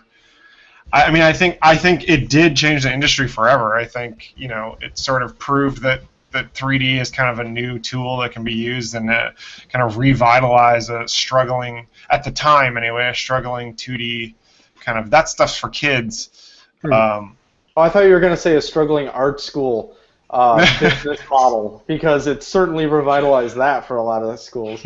Well, to do that, it's like, hey, look, you want to do that, kids? Yeah. But I was kind of like Mike. Like it didn't really come back around until I was actually studying illustration and animation. That I was like, yeah, those guys are pretty good. But like at the time, like it was cool. It was one of the movies I watched, but it didn't really stand out. For me, I think the story itself was way more important than the actual delivery or the process of it. I think you can take the story and make it a live action movie and it was still good. You can take it, make it a 2D, make it a 3D. It's the story itself was really good. Well, yeah, I think that in my career now, looking back on it, it's way more valuable. Like, especially once you get in big studios and you realize all the bullshit that gets piled on the creative process, and you realize that that movie still got released in the form that it did. Like, that sort of, like, in retrospect, is the most amazing thing about that movie to me. Yeah. So there. Whoa. Bam! Conversation ender. What about you, Wade? Real quick, I want to hear Wade's thing on that, though. What, on Toy Story? Yeah. I wasn't even born yet. Nice try. How dare you? How dare I you? was 5 when that came out, so don't be saying that. I'm kidding. No, I'm old. Like it came out when I was in college, and I was an illustration major. And then when that came out, I switched to computer graphics, and then I was like, I want to go do that stuff. So yeah. Mm-hmm. So how many of you guys actually used it as motivation to go to school and lose your ass in cash? Like, how many of you guys fell for that? You too can work at Pixar. I think I said in my episode, my last episode, that I went to that school because they conned me into thinking I was going to come out with like a comic book degree. So that's why I went to Institute of Art. They're like, oh yeah, media arts, that's like sequential art. You know, I went to that school, and I have all my friends, all you guys, love you guys to death, but I knew exactly what that school was when I went there. And I knew exactly And that. you still went there. And I still went there because, you know, everybody's not rich. I mean, I could have went to the Academy of Art College in San Francisco. That was my option, or go live with my aunt down to go to Savannah. But I chose that one because it was more cost effective, if you can believe Well, that. it's not anymore. So hey, it's not anymore. Well, those other two schools I mentioned are very, very expensive. So it was Illinois Institute of Art in Schaumburg, Illinois, and I'm from Indiana. So I wasn't conned. I didn't not know what it was, but I did know if you work hard, you can achieve whatever you choose to. It's not really based off the school. But with that said, I think that that school did a lot of good, as well as bad. You know, but it's any art school. I just, you just got to know what you're getting into. And I worked my ass off in school, so I didn't have any really that big of debt. That RA job was really good to me. So I paid for half of my school just through that, because out-of-state costs for my parents were amazingly high. Oh, no shit. Yeah. So when I came out, 8-9 years after school, I guess I was all not 8-9 years, probably up until now, like maybe 2-3 years ago, I'm pretty much paid off. So you just have to. It was just crazy, but the turnaround from that school is crazy, because people get in there thinking one thing and they're like, oh, this is kind of hard work. Or now I see it when I taught when I taught before I went back to studio life. When I taught, they were like, oh, well, it is kind of hard to make those games or movies. Yeah, you got to work. So I think we just work. I think it's like a default people use, but that's just my opinion. I'd love to go back and teach at that school. That'd be fun. I would reality check the shit out of those kids. I was gonna say, I don't know. These millennials might not be able to handle it. Insert any school, but even with that, you'll find some people there are kind of just like you, or even better. I have no problem inserting any school. I just happen to go to that one. Yeah. Yeah. At least you had a motivated career service advisor. Hi, Carlos. Yeah. Jeannie Malenko was amazing. Watch yourself. She was mine. She was cool. So we've been doing Sketch Zone since January. Mm-hmm. Charlie, what is the one thing that you have learned Wait, hang on. I got a sound for this segment, and you can start it. Okay. I thought I started it. And me got answer. Say that again. Me asked question and me got answer. So everybody, since it's pretty rare we get a panel this big, we should all ask someone else a question. That's a good idea. Let's start with, hey, how about this? Chris, ask anyone else on the panel any question. About anything, or about anything. About anything. Apparently, this is a new segment of the show. It's going to be introduced next year as a preview. Anyone about anything. All right, how about... Put them on the spot. Man, I'm usually so good with the questions because of the podcast. Because you do this. I know. And now you get put on the spot. You're like, wait a minute. I know, and I'm so burnt out right now. Okay. Actually, I do have a question I've always wanted to ask somebody, and now that we have a resident Flash expert, Flash the TV show, not the software. Wow, where is it shot? Where is it filmed? Wade. Oh, who me? Yeah, I was gonna say. I was thinking where? the Flash animated, like the program Flash, like drawing Flash. No, Flash the TV show. Flash the TV show shot in Vancouver. Oh, okay. I figured it was probably Canada. Isn't that where they shoot Arrow too? Don't they shoot Arrow in Canada? Yeah, and Encore's doing the special effects, I think, for Arrow 2, and then they're doing the League of Legends or something like that that's coming out in January, February? Yeah. Yeah, all those shows are all tied together, and they all have, like, different people go crossover and whatnot. So, yeah, it's all in Vancouver. But they do the special effects in Burbank. I see. Yeah. Okay. Awesome. Sweet. DaCosta's back. Yay. Catch him up to what we doing. All right, I'll ask a recap of the entire bit. Me got answer. I like that that's all you think we need. That's all we need. Jack is so awesome. basically we're going down the line, and the person whose turn it is gets to ask anyone on the panel a question. So to show you how it's done, Mike Henry, you get to pick pick anyone and ask anyone a question. Okay. Mike. Okay, that was really weird. M-I-K-E.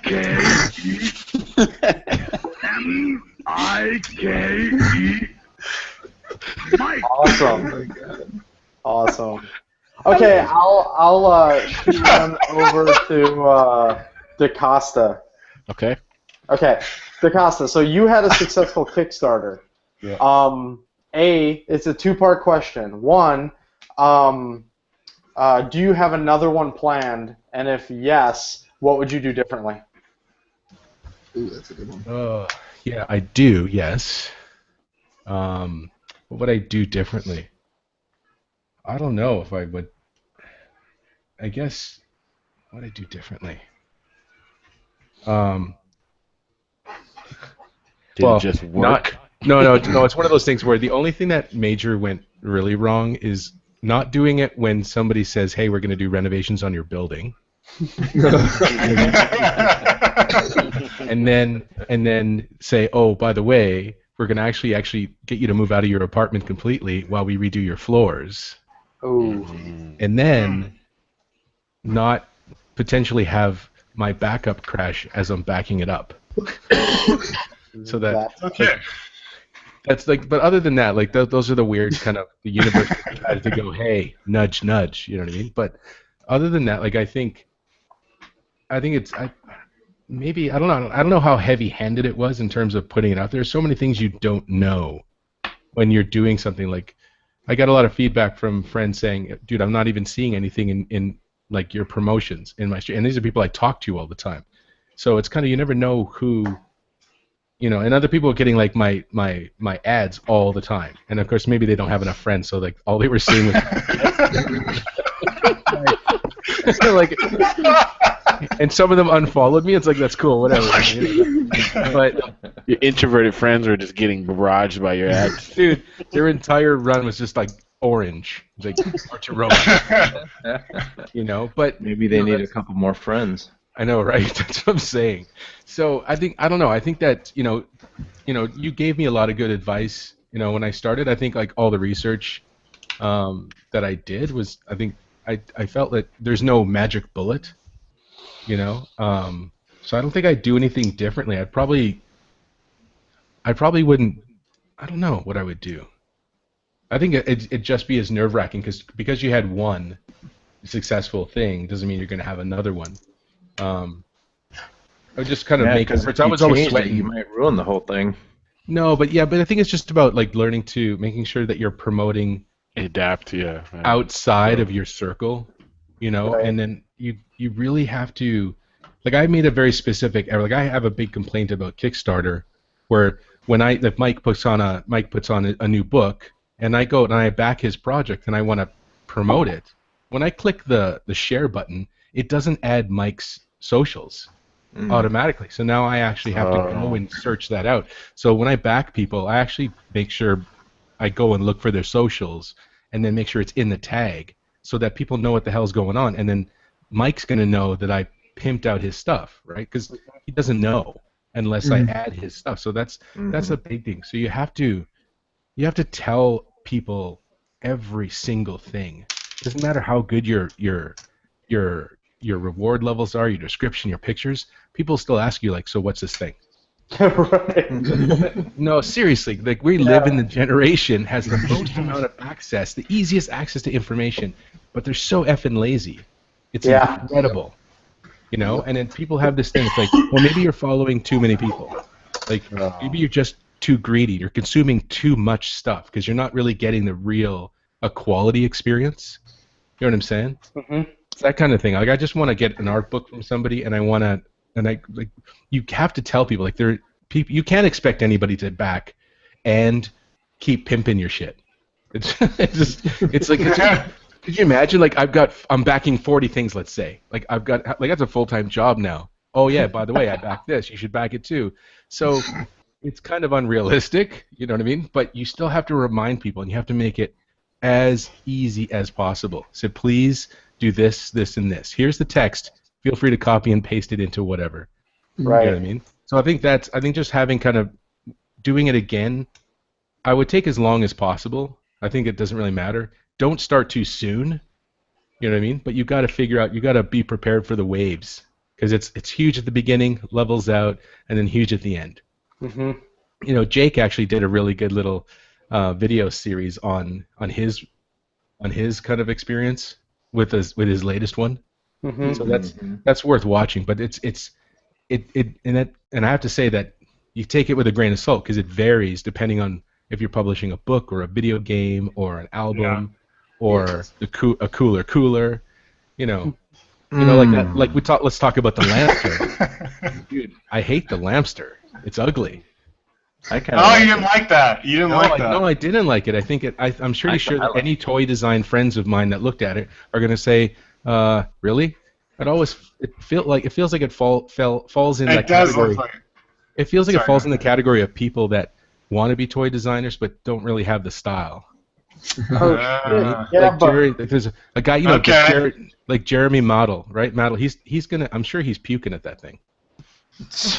So I gotta say, I'm looking at that thing now. I've never seen it before. I don't like the look of it, but we might be doing something wrong, because this thing made a lot of money. No, I know. So okay, this is the other thing. What I said doesn't mean shit when you look at the general market. No, seriously, because if you look at that, like, I'm a designer thinking about design. Like, why would you put the cord on the middle of the head? That just says run me over or drag me off the table. You know what I mean? That's a lot better than the side of the head. Duh. No, well, it should go through the foot. You know what I mean? Like, it should be a better design. But anyway, the point is that there's the common market and what the regular kind of Main Street will like. They don't know. But I'm being picky because I'm an a-hole designer. Right. So, right. You know, I'm just being overly critical. But so what you're saying is, we made $500,000. So in your next Kickstarter, you're going to do more focus testing, you're saying? Yeah, totally. Tons of focus testing. Statistical data is important to everything you do. Yeah, totally. Yeah, I think that's I think that's all kind of organic, and you just gotta put it out there. And I don't know if I'd do anything different. I think that even if like, I think I just need to be myself, and it happens. Like I said, there's no guarantee. You got to work your audience for sure, and just be as sincere as possible. And stuff happens, you know. But if you're going after a creative market of people that love creative stuff, think they have a certain tolerance, and then other people, you know, for coolers, they just want that thing and they move on. It's like So shopping at Kmart. why you keep bringing that one up, dude? I'm not trying to poke at some sore points, dude. But sorry. Where's your cooler? I'll have you know that the strike in China is over and production has resumed. I still don't have it yet. You still don't have it. Listen, I had that same strike because when I had my shut up. When I had my neons for my backers, they had the crazy longest strike at the ports for in 10 or 12 years or something.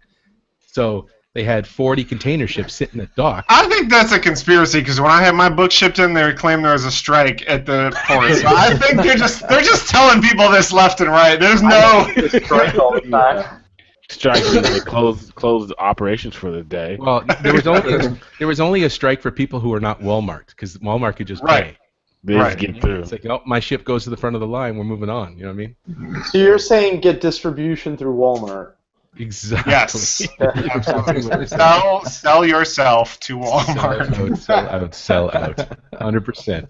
You know what I mean? So the universe is going to throw what it is. I think just be prepared and have an awesome project. But I think personally, between talking to people like Mike and Jake Parker, just getting as much feedback as possible on their experience was crucial. Yeah, that was the way it was for me too.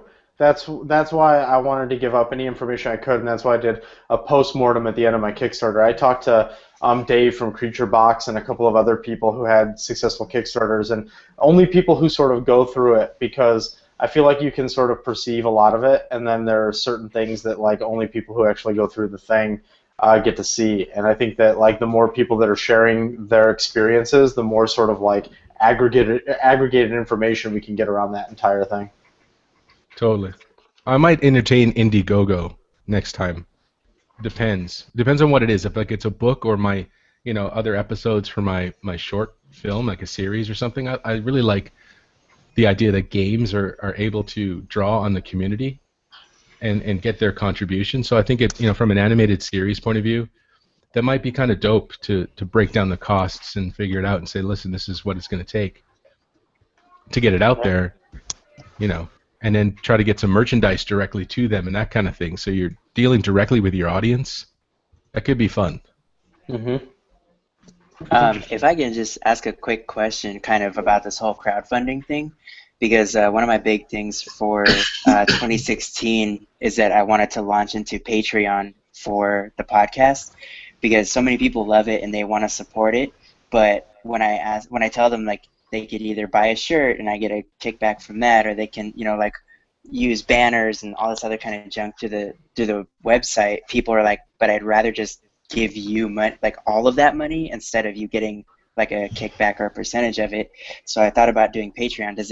Do any of you use Patreon at all?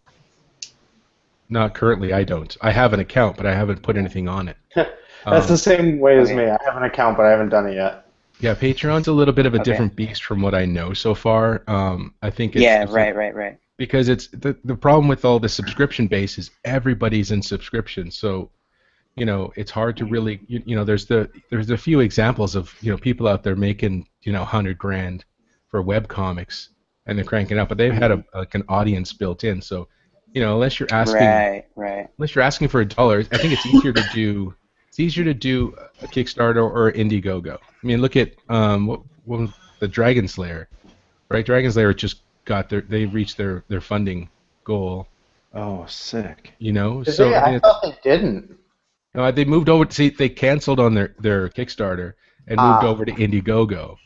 You know what I mean? So and they got funded. Yeah. Yeah, and I think they asked for 250. I think it was. You know. And with Indiegogo, you don't have to hit your goal, right? No, it's either you can pick the options, so all or nothing, or whatever you get. So the percentage of what as much as you get is a little higher in terms of the kickback to Indiegogo. Right. Right. Okay. And But I that's think it works. that's the motivation. If you in Indiegogo, if you accomplish your goal, then you pay Indiegogo less percentage. If you take the all, if you take the all or nothing. Okay. Sorry, go ahead. No, you go. No, I was just saying, like, there's what's his name? Is it Carlos from Pixar? He just did. I think it was a Pixar artist, but he's got his short funded as well, and he was only asking 50,000, so for finishing costs. So Carlos Menea. Yeah. You know, it's I think you have to decide on the level of engagement and whatever platform kind of works for the particular venture that you're after, because you know people have a hard time with subscriptions, like I said, because it adds up to getting hoisted by Adobe, that's for their monthly, and then all these little things add up, dude. You know what I mean? So it's easier to get people. Netflix, yeah. Mm-hmm. It's get people in there and say, hey, this is a short-term kind of deal, and then people, it's less painful. You know what I mean? Mm-hmm. So it makes more sense to kind of hit them in that side. And then that's true.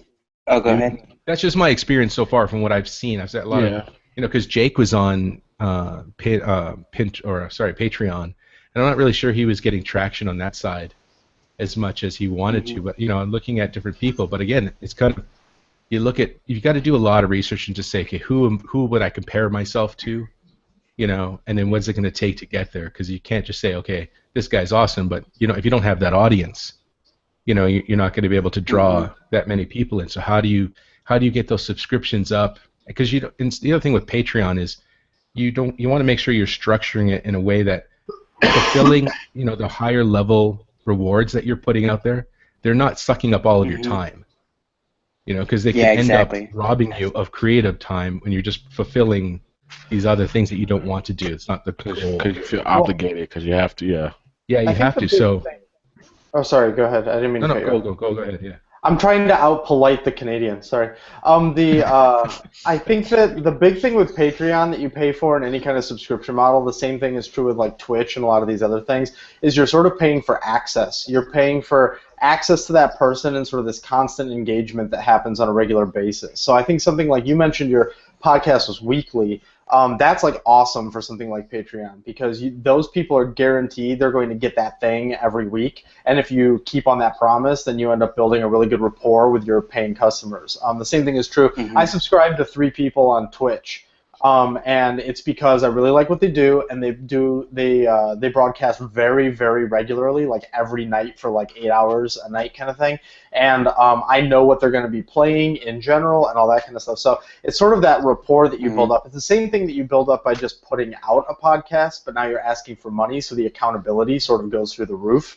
Whereas, because I did a podcast back in the day for a long time, and when we didn't feel like doing an episode, we just didn't fucking do an episode. And that's sort of what you get to do when you're not getting paid for it. But as soon as you start having people pay like $2 a month or $5 a month or whatever it is, that's sort of what they feel like they're paying for. That's their what they think they're getting in return is like you on schedule all the time, giving them the thing that they're paying for. And I think that that's great, but I think that it comes with that responsibility, and it's that sort of repetition and access to your life that people really want to pay for with something like that.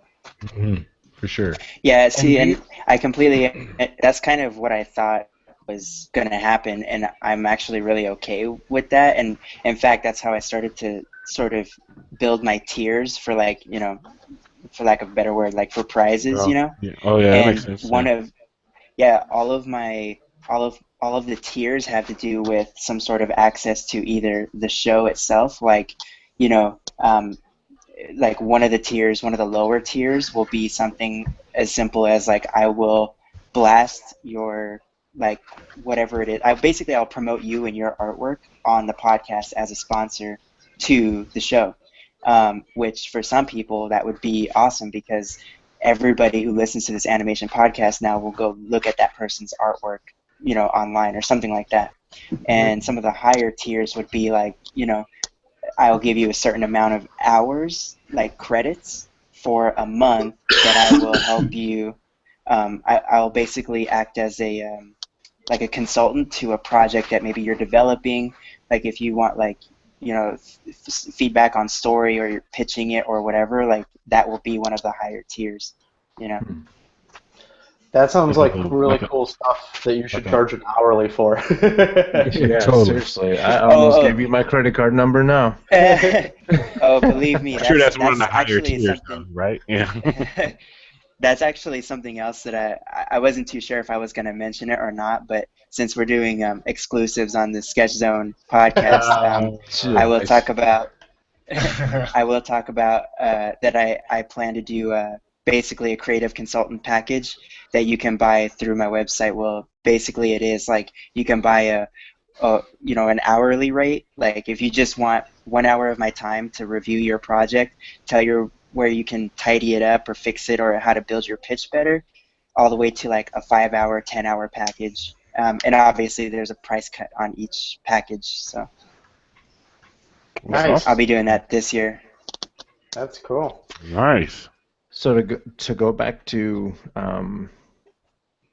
your original question, Chris, or what I understood it was, if people want to give you money and they don't want a T-shirt, give them the opportunity to just give you money. Well, I have a donate button on the website, so you can, and I have had people, if you've listened to the last couple of episodes, like I'm so humbled by people wanting to pay for this content directly that like I've said like, hey, this episode you're listening to is sponsored by this person who just willingly gave me money just for me to keep making the podcast. Nice. Yeah, that's all. It's the way it is. You got to communicate with the audience for sure, because I think that there's a lot of, in this age of all access to everything on YouTube and all the rest of that stuff, a lot of information access is devalued, so I think that there's a big thing, I think, for me in cultivating an audience that, like, your audience, you know what I mean, like that gets what you do, because there's a process to everything. So if you're just a vending machine and shit's just loaded all the time, you put in your coins, you get your stuff out, that's fine. But knowing that I gotta go and grow the grapes and then can it, and then you gotta figure out, like, dude, my show comes in seasons. It's not 24-hour access. You have to be mindful of setting the bar to what you want. You know what I mean? So you're telling me in Canada you guys have canned grapes? Yes. Yes. In vending machines, yeah. In vending machines. But we ship them all to Japan. Roll out. Yeah. So I mean, I think that's one of the important things is really gotta. I've always found that the fans can be fickle if you try to grab them the wrong way. You know what I mean? Because it feels like there are people that just want to. It's like the people at conventions who just want to get all the free flyers. And it's like, dude, I printed that. That actually cost me money, but you're just gonna stick it in the bag and then throw it away later. You don't want. You want those people that, if you put a dollar value on it, you want those people that appreciate that and understand that that's part of the mechanism. And because that's how we're gonna roll forward as indies. Money makes the world happen. So that's an important part of that whole thing, because you're putting out stuff and you want to create content to entertain and inform people, but people have to understand for sure that it takes a minute to put that together and organize it and present it in a cool way that's not crappy. You know what I mean? Yeah, that's important. And it's that interesting. whole cultivating an audience thing, I'm a big fan of Kevin Smith, and I feel like Kevin Smith is like the king of cultivating his own audience. After he did his movies in like the late 90s, early 2000s, he basically went into doing like tons of hardcore podcasting, and he's now got his Smodcast. Are you going to say porn? Yeah, he went into hardcore porn. It's really niche. It's 90s directors and young girls. Crazy. It's and so he's got like the Smodcast Internet Radio, and he's got the Smodcast Network, and then he started making movies now. Like his last couple of movies have all been based off of stuff that he's actually kicked around on his podcast, and then his fans have been like, yeah, that's awesome, go make that movie, and then his fans go and see that movie. And even though he's not going to be making the new Star Wars anytime soon, he's cultivated this super loyal group of people who will always fund his endeavors, and he gets to basically make what he wants to make and what he's passionate about. So I think that point you're making, DaCosta, is hugely important. It's like once you start making a thing and you start having this rapport with your audience, constantly reacting to that is really important. Yeah, and it's got to be a sincere reaction too. I think that's because when I think that I find like one of the things that Chris was talking about, the question of talking like how you pitch something, and then when you go into a pitch, if you don't love what you're pitching, it's very clear. Like if you don't really love the vibe of the characters, and you just like if you're not getting excited, almost to the point of messing up your pitch, people can feel that vibe, and you don't have to pitch a billion things, but whatever you pitch. I don't always pitch animation, but when I do pitch, I pitch it with love. Yeah. So that's a huge, crucial thing, because that's where the connection with your audience, whether Mike was talking about, whether it's the audience that are supporting you, or in this case, in reference to pitching a TV show to a studio, they just got to feel that the sincerity's there as well. So as part of that audience kind of cultivation factor.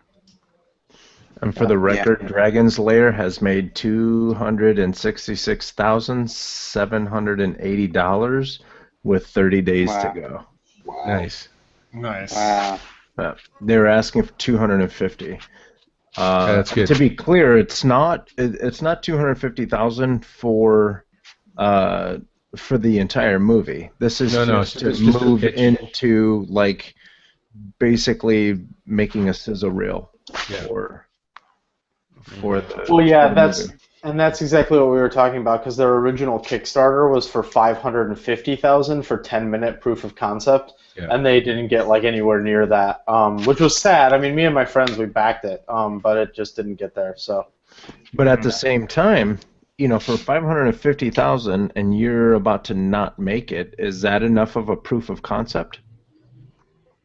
Fair enough. No, because the proof of concept isn't it's not going to make it. Yeah, he's saying that like audience buy-in. I mean, that's a pretty strong vote from the community, but I totally understand that like you could argue that either way, right? You could either argue it as people don't know it until they see it. You could argue it as people don't know that thing is even going on, so how are they going to back it? Or especially because like I mean we're all in straddle. Well, I won't say all of us, but we're sort of straddling that line of like old enough to know what Dragon's Lair is, but young enough to use Kickstarter, right? And like there are some people that are also old enough to know what Dragon's Lair is and too old to use Kickstarter. So I think that there's a lot of sort of demographic splicing that could happen with why that didn't do super well on Kickstarter. Yeah, I think that the other thing on Kickstarter is you gotta remember that it's really about timing and who's out there, and those the guys that are doing it, Don Bluth and those guys. I mean, they're superstars. So if you don't know who they are, there's no guarantee. Like Kickstarter doesn't go out of its way to promote your stuff. When you get a staff pick, it doesn't make a difference. Like it does not.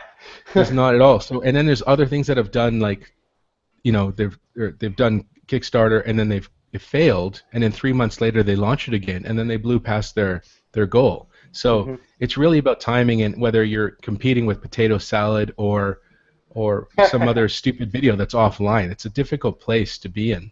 Well, especially in the postmodern, ironic-fueled like world, right? Like that's why Potato Salad was even something we could mention right now. It's funnier to donate to Potato Salad than it is cool to donate to Dragon's Lair.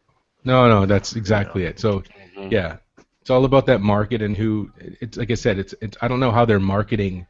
Because there's a lot of things out there. It doesn't matter what your name is, right? Chris Williams, director guy, he had a project, a short film, and it got no traction whatsoever. I think he was asking for $200,000, and I think he got $17,000. And that's the thing. Is that final price a turnoff? Because I love Dragon's Lair. I played that shit at the Bowling alley. At the arcade. The bowling alley. They made enough money off of me. They made enough money off of me playing that damn game. To fund this film. Yeah, to fund this film. But when I look at $500,000, yeah, you're asking for $500,000. I'm like, what? Like, yeah, but again, Lamster, $500,000. Yeah. Coolest Cooler made $13 million. That's what I'm saying. So it's all about the audience, and it's really about who you're tapping. You know what I mean? Other people can appreciate it. You know, it helps. You know, you can't just ride on your reputation alone. As pillar as Don Bluth is, you still, you know, if you're outside of the realm of kind of, you know, arguably mainstream relevance to the regular public who you're asking, you gotta amp it up. Because remember what was it? Remember Secret City? No. Hell no. So back in the day, there was a thing, Commander Mark in Secret City, and he would draw. Yeah, I do remember that. Draw. Yeah. Yeah, it's just draw, and he's doing all these perspective things, and then he did a campaign. You know, and I remember that show when I was a kid, and it was cool. Yeah. And I backed his project, but when I read his rewards, I felt he didn't get what the rewards needed to be, and they were kind of weirdly ego-ish. You know what I mean? So yeah. No, like literally, and I was like, oh, I can see why people aren't going to back it. You know what I mean? Because it kind of was a little bit of a turn-off. And it should have been great because of I remember sitting in front of my TV with my pad every day to watch that on PBS. Like, I remember that. Like, and those are some great perspective lessons, and you felt like a sense of accomplishment because you did make this really cool monster, this really cool alien, or this really cool geometric maze that turned into, you know, a desert city full of little body aliens. You know, it was really cool. If you looked it up online, it's just great stuff, and he's constantly still teaching. You know what I mean? So, but it's one of those things where I think that they probably could have really taken it back and modernized it a little more, and thought about, okay, what is the modern audience going to want from this? You know what I mean? So maybe it's kind of stuck in the past a little bit. Yeah, stuck in the past a little bit. So, but still, that's some great TV that just needed to be updated to put it out there. But there's so much stuff out there now, it's hard to compete with that. You know what I mean? Mm-hmm. Yeah, I mean that's where that whole marketing acumen and sort of brand awareness and self-awareness sort of comes from. You sort of have to take the self-awareness that it takes to become a better artist, and you have to extrapolate it out like way further to really understand like where you sit in that landscape and what you can actually accomplish. Totally. Cool. Steve Pekarski, it's your turn to ask a question. Oh God, put me on the spot. Any question? Anyone at all. Anyone at all. Oh. We need the Jeopardy music. Yeah. All right, Mike. Yes. Most painful tattoo. I feel like we could do that forever. Yeah, right? Like, I know, you're the only one. Okay, yeah, it's funny. Somebody at like a coffee shop just asked me that the other day.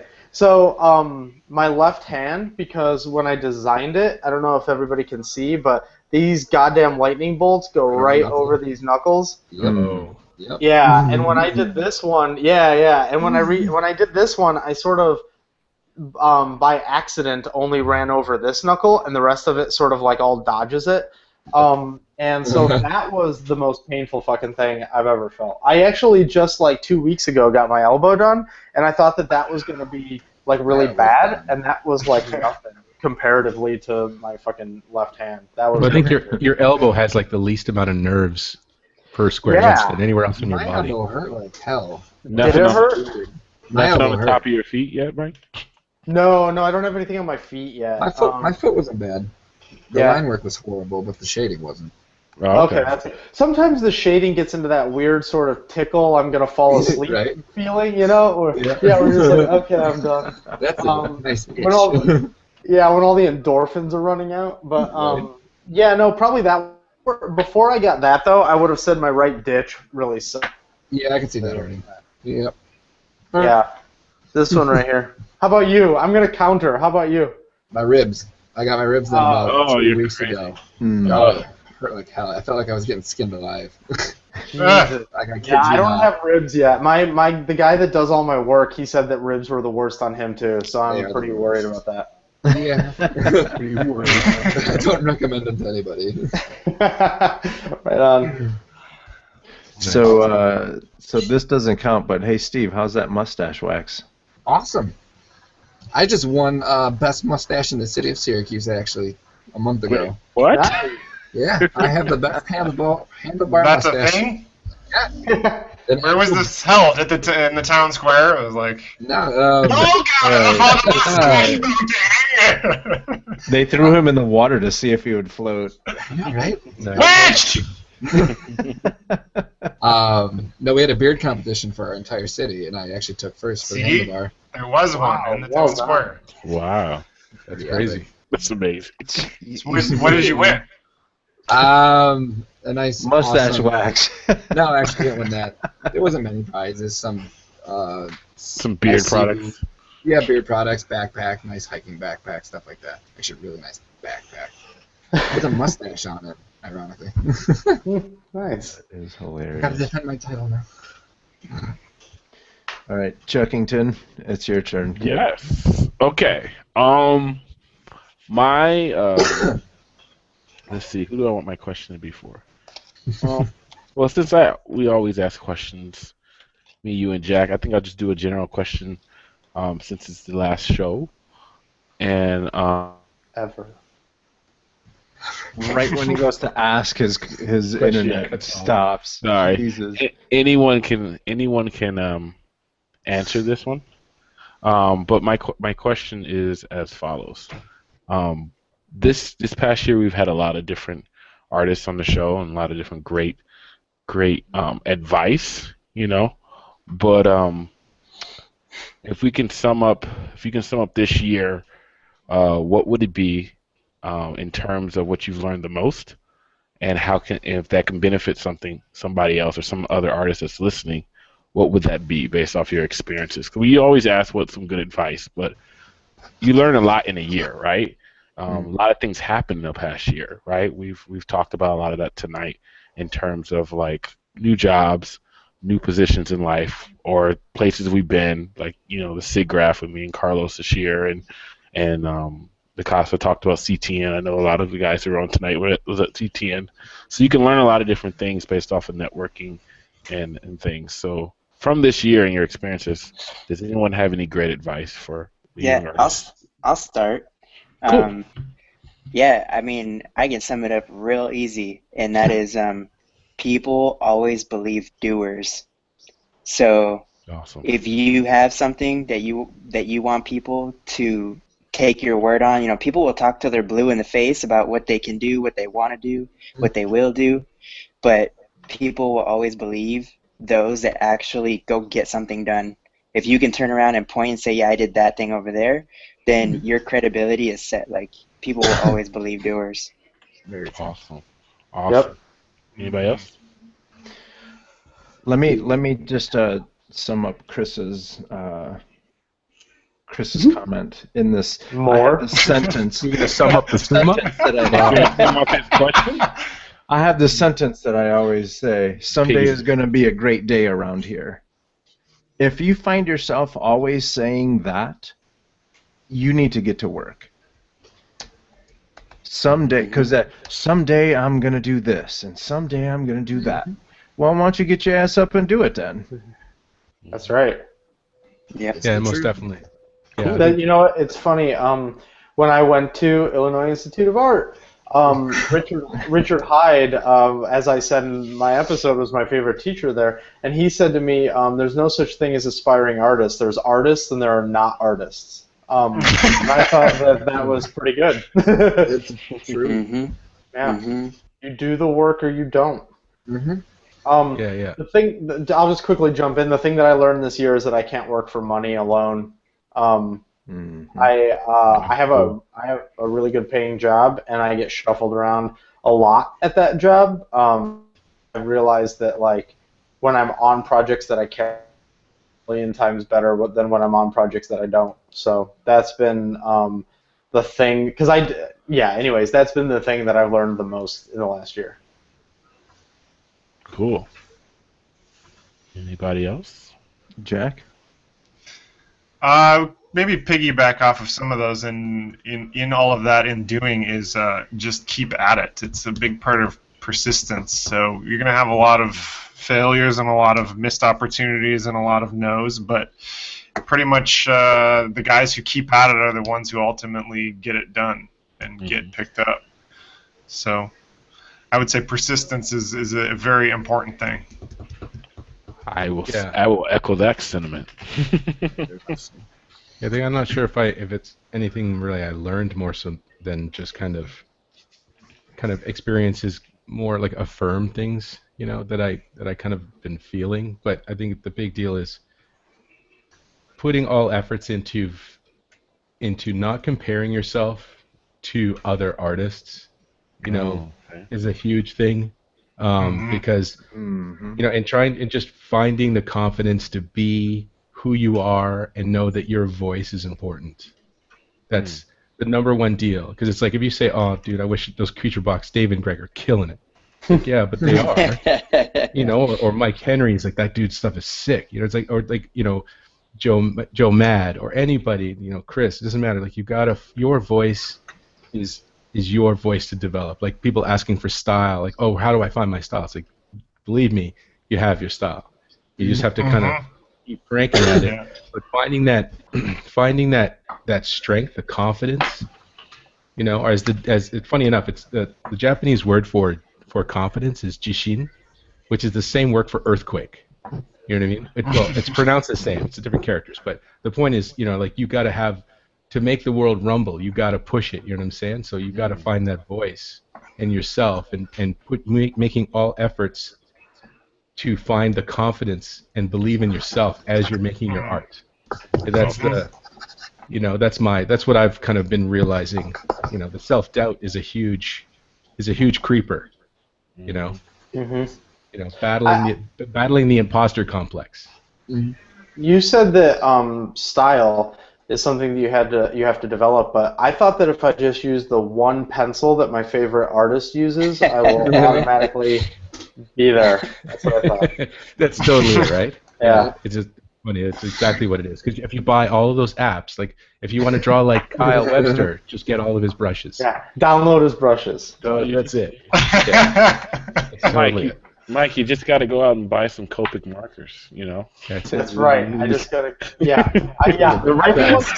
that's Copic propaganda. Like, right? Yeah, it's just a $5,000 set of markers, and then you'll be right there with the rest of us. You'll know how to marker render, and you'll be great. Right. Yeah. So I'm going to jump in real quick and give my, I guess, word of advice or lesson or whatever. Surround yourself with people that are doing things. And by that I mean, if you want to start a webcomic, don't hang out with people that like watching TV all the time. Not that it's not possible to do it, it just makes it harder.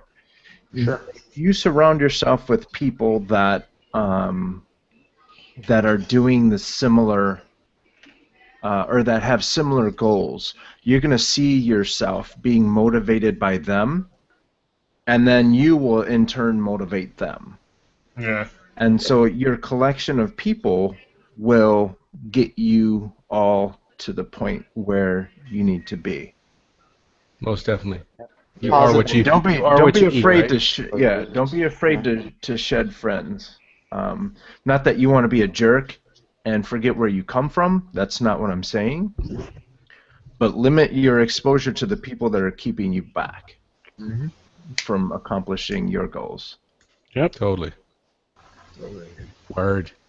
It's awesome. Does that help you, Charles? Does it help me? Charlie just went through and unfriended 100 people on Facebook.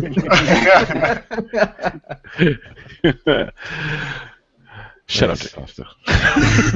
Just saying, I was just No, it was trying to help great. you out. It's like if I'm Yeah, giving it's you the great. knowledge. You know what I'm saying? Right. Is that And in did we turn, do your helping question everybody. justice? Yeah, man. You guys, I think people like that. You guys did good. Yeah, this is actually the first time I'm like talking to Mike, arguably face to face, because Mike and I have known each other since, dude. When was Tay? When was the Tay project? Oh, jeez. I don't know, actually. I'm so bad with time. I've got that artist brain when it comes to time. That had to have been like 8 years ago or something like that. Like I that was think a you know long. what? I don't think I was in this building, and I've been in this building 10 years. Then that's probably true. I moved to San Francisco a little over 10 years ago, and I think that's when I started that. So you're right. It's like 10 years.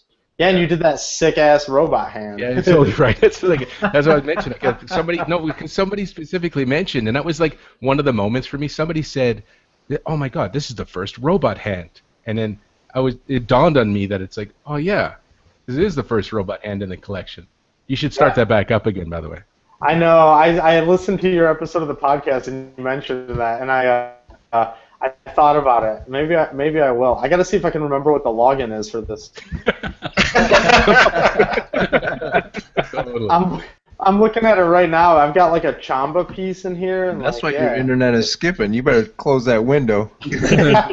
Sorry. Yeah, because I think when Mike sent me an email, he's like, because my first vinyl toy was a Daruma, and Mike had a Daruma on a piece or on a tattoo or something, and that was cool. So that was like the first reach out I think to anybody that I remember. Actually, I think Mike might have been the first person to ever reach out from a digital community point of view to ask me to do something or participate, I think.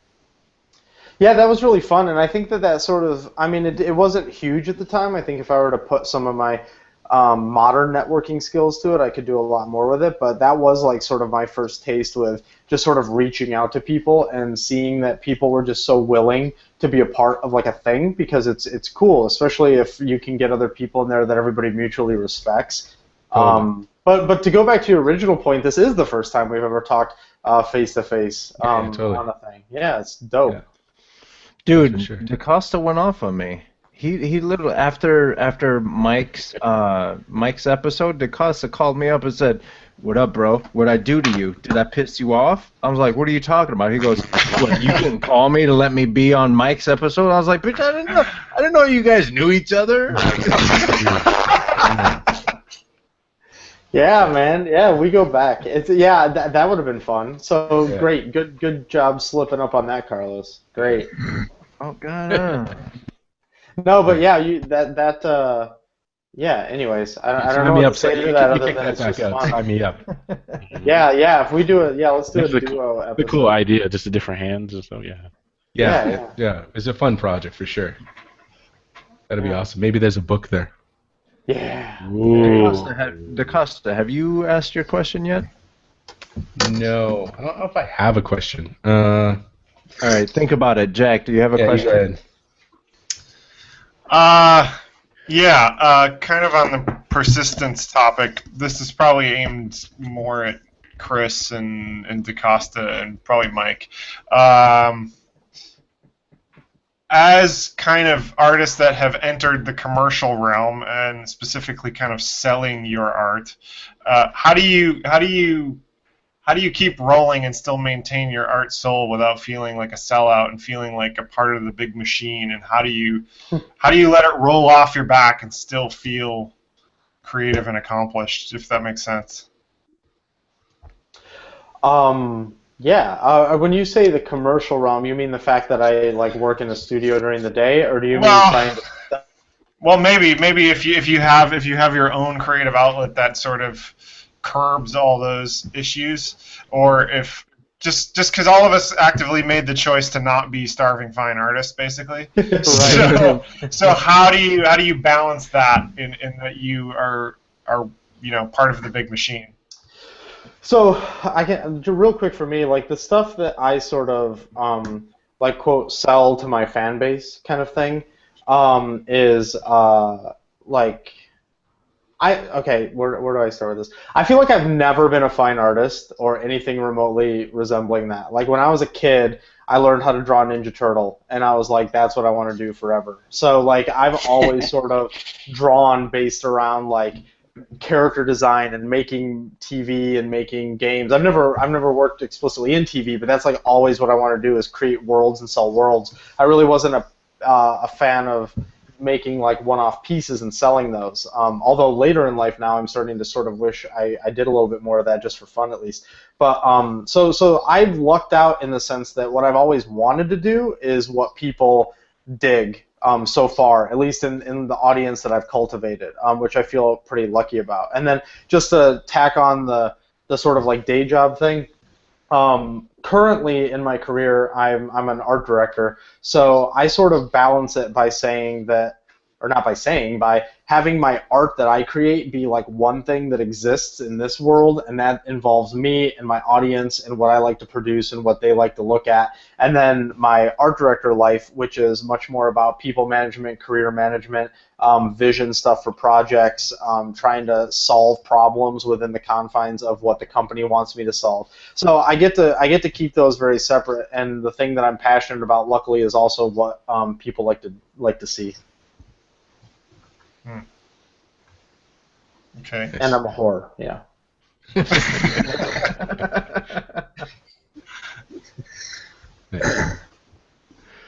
I have a question. Oh, go ahead. No, go ahead.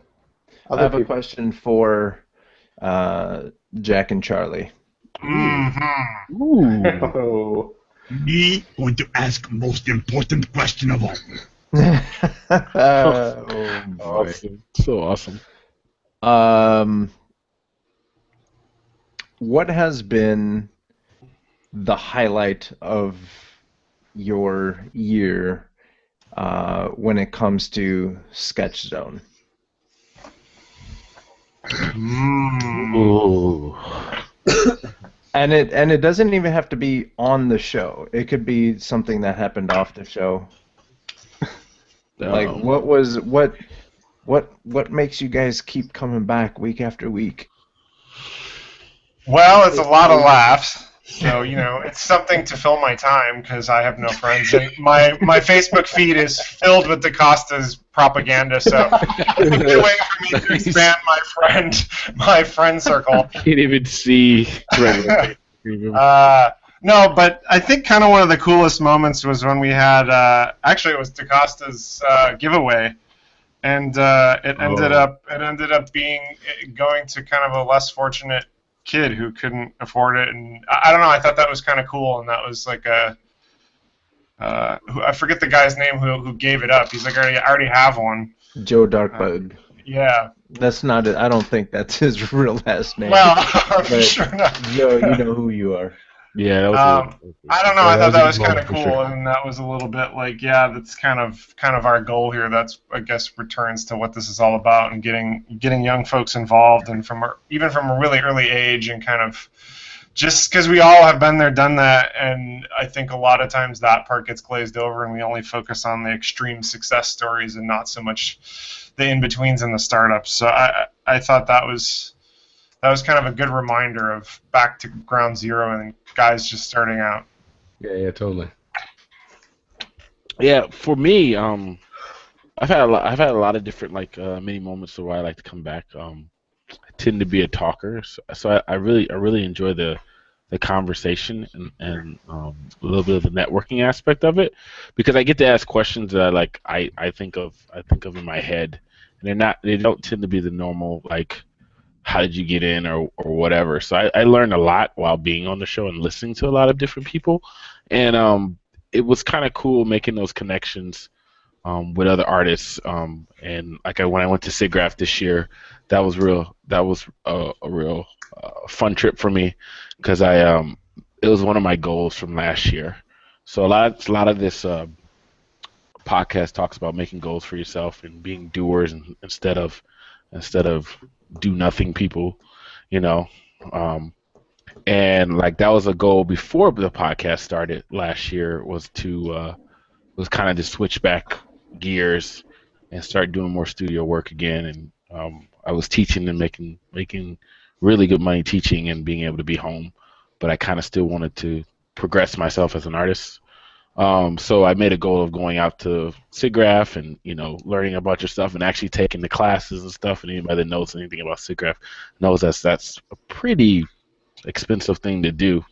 And I have an amazing wife that was like, "Oh, okay, that's fine. You can go do that." She wants your ass out the house. She's like, "Oh, I need a vacation." Yeah, I'm getting pictures of them doing amazing things while I'm gone.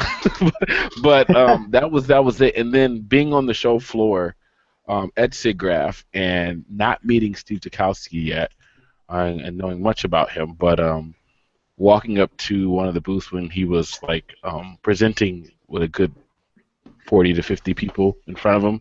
And then he turns around and says, "Hey, there's the Sketch Zone guys," and then everybody's like, "Well," and they're writing down the web address. And he's just being able to meet cool people and learn from a lot of like seasoned artists. It's done a lot for me personally in doing work and stuff like that in terms of your personal work. And it's like all the stuff that we say on the show is like it's also for me, Jack, and Carlos. Also, we take all those stuff to heart too. So. Thank you guys for being on the show and everybody that's been on the show. Thanks. Nice. Yeah. There you have it. Any more questions for anyone? I can't really think of like a super awesome. Maybe like what? Is there going to be a New Year's show? Oh, I'm sure. Was it?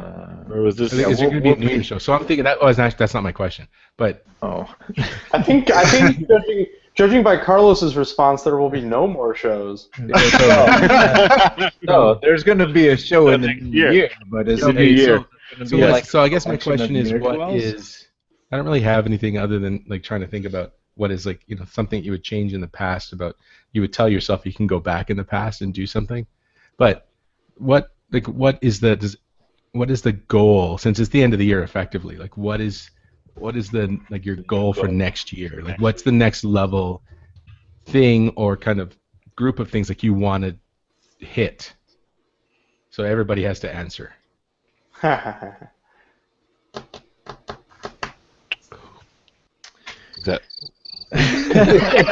That's formulating my goals for next year. Is that your goal? Yeah, to formulate goals for next year. And I said them last year, and I thought it was really good because prepare myself for 2017. It's weird when you actually do it and tell yourself you're gonna hit that goal. It's kind of like having another job in the back of your head if you really are serious about keeping your word. So I always don't take them lightly and try to figure out what the next thing is. But I want the show, in terms of the show, I want to keep progressing. We've had a great foundation of guests and stuff like that, and I want to keep pushing that. I tend to pay attention to a lot more podcasting and those type of deals, just sheer nature of doing it, right? Just like you guys do with your Kickstarters and making books and stuff.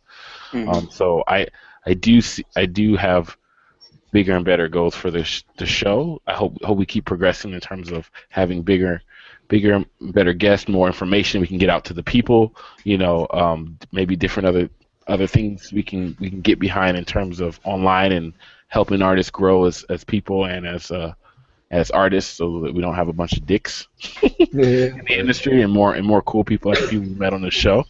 But that's kind of like some short end questions, and the rest you have to wait and see. DaCosta can't get all the good stuff tonight. Nice. I look forward to it. Mm-hmm. Yeah. And my Pinterest will be amazing next year. Wait, I got some things cooking. I'm going to put Mike through a 12-point program. He's going to be a badass by the end of the year with all that work he has. I don't know, man. I think that Pinterest has a limited shelf life. Once people realize that your computer itself can hold images. Once again, you're missing the point. Whoa. So you're gonna have much. to edit that out, Carlos. She's missing the point. Oh, DaCosta, I expect better from you. You should know. No. I understand. No. I said you got to edit that part out. People don't know, but it's dude. I have the biggest morgue. It's crazy, but it works. But it's just like I love the fact that Pinterest is kind of live and constantly refreshing itself. That's the big deal. You know what I mean? Because it's just it's a good place to go, and I don't have to be responsible for all those images. It's part of my detachment. I've got a new idea, Charlie, for you to work on. Are you ready? What? Pinterest zone. I was about to say that. I was going to say Trist zone, but his own shoot-off episode. You can. Oh, I got to teach you. It's more than just images, buddy. I've gotten so much information from there too. I pin everything, not just artwork. Oh no, we know. It's great. We've seen we love it, Carlos. It's great. All right, here. All right. Okay, enough about Charlie's Pinterest. Let's get back to goals. Get back to 2016, 2017. Hitting one of my goals right now. Educating. Jesus. Go ahead. What do you Jack, got, I stalled enough for you. Go ahead. Let's see. Are we talking goals, like personal goals, or are we talking like for the show? like like the show? Yeah, whatever.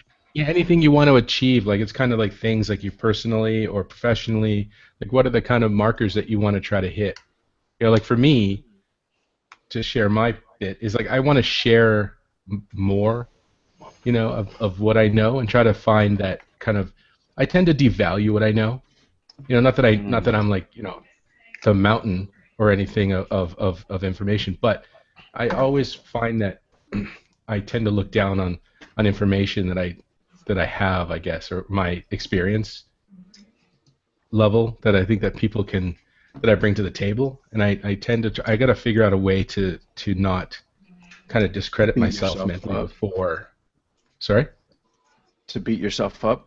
Yeah, just kind of like I have this perception that I'm like kind of the dumbest kid in the room, so it's trying to I'm really kind of a private person, and for the most part, and I love sharing with artists, and I love I love chopping it up and talking shop, but I tend to listen kind of way more in certain conversations, so because I feel like I don't have anything to contribute at the level that these other people are contributing at. So I try to find that confidence level to be able to share and kind of just find my, kind of hone my voice. I think is my kind of goal, and especially with the short film, is kind of to put myself out there as a storyteller and really kind of put that stake in the ground for me. So this is DaCosta. That's what I'm trying to do next year with this story. Yeah, I could second that. I can sympathize with a lot of that, and sometimes feel like I don't have anything to add, even though I'm sure I do. Kind of going back to what you said in an earlier thing about comparing yourself to others, and kind of if I could go back and going into the future to kind of keep kicking my old self and stop comparing myself to other and tell my old self that you don't need to be the next Disney. You don't need to be the next Matt Groening. You don't need to be, because the world already has them, but they don't have one of you yet. So it's kind of just honing my own skills and realizing that I have something hopefully different than what's already out there. So, totally. Yeah. Next. What do you got? Carlos, Chris, Mike? Steven? I mean, it's a tough one because, the people who listen to my podcast know like how many different things I have my hands in, because I don't know if it's because I'm just a busybody or if I'm, workaholic or what it is. Really, I just like being creative, I think is what it boils down to. Mm-hmm. And if I can find a happy medium between continuing to be creative in all different mediums, whether it's podcasting or animating or just even my Instagram feed, because I'm trying to be where Mike Henry's at, like with his with his audience, like his beard. Well, I mean, no, I had that beard. He said, "I'm never going back." Never going back. Not never. Just never. But I feel like so many people ask me, how to achieve my success with, what I've done in animation, and I'm sitting here trying to say like I'm trying to do what you're doing, because these people come to me with like tens of thousands of followers on Yeah. Instagram, and they're talking about, but I just want to work in TV, and I'm like, you won't once you get here. Like it's it's very demanding.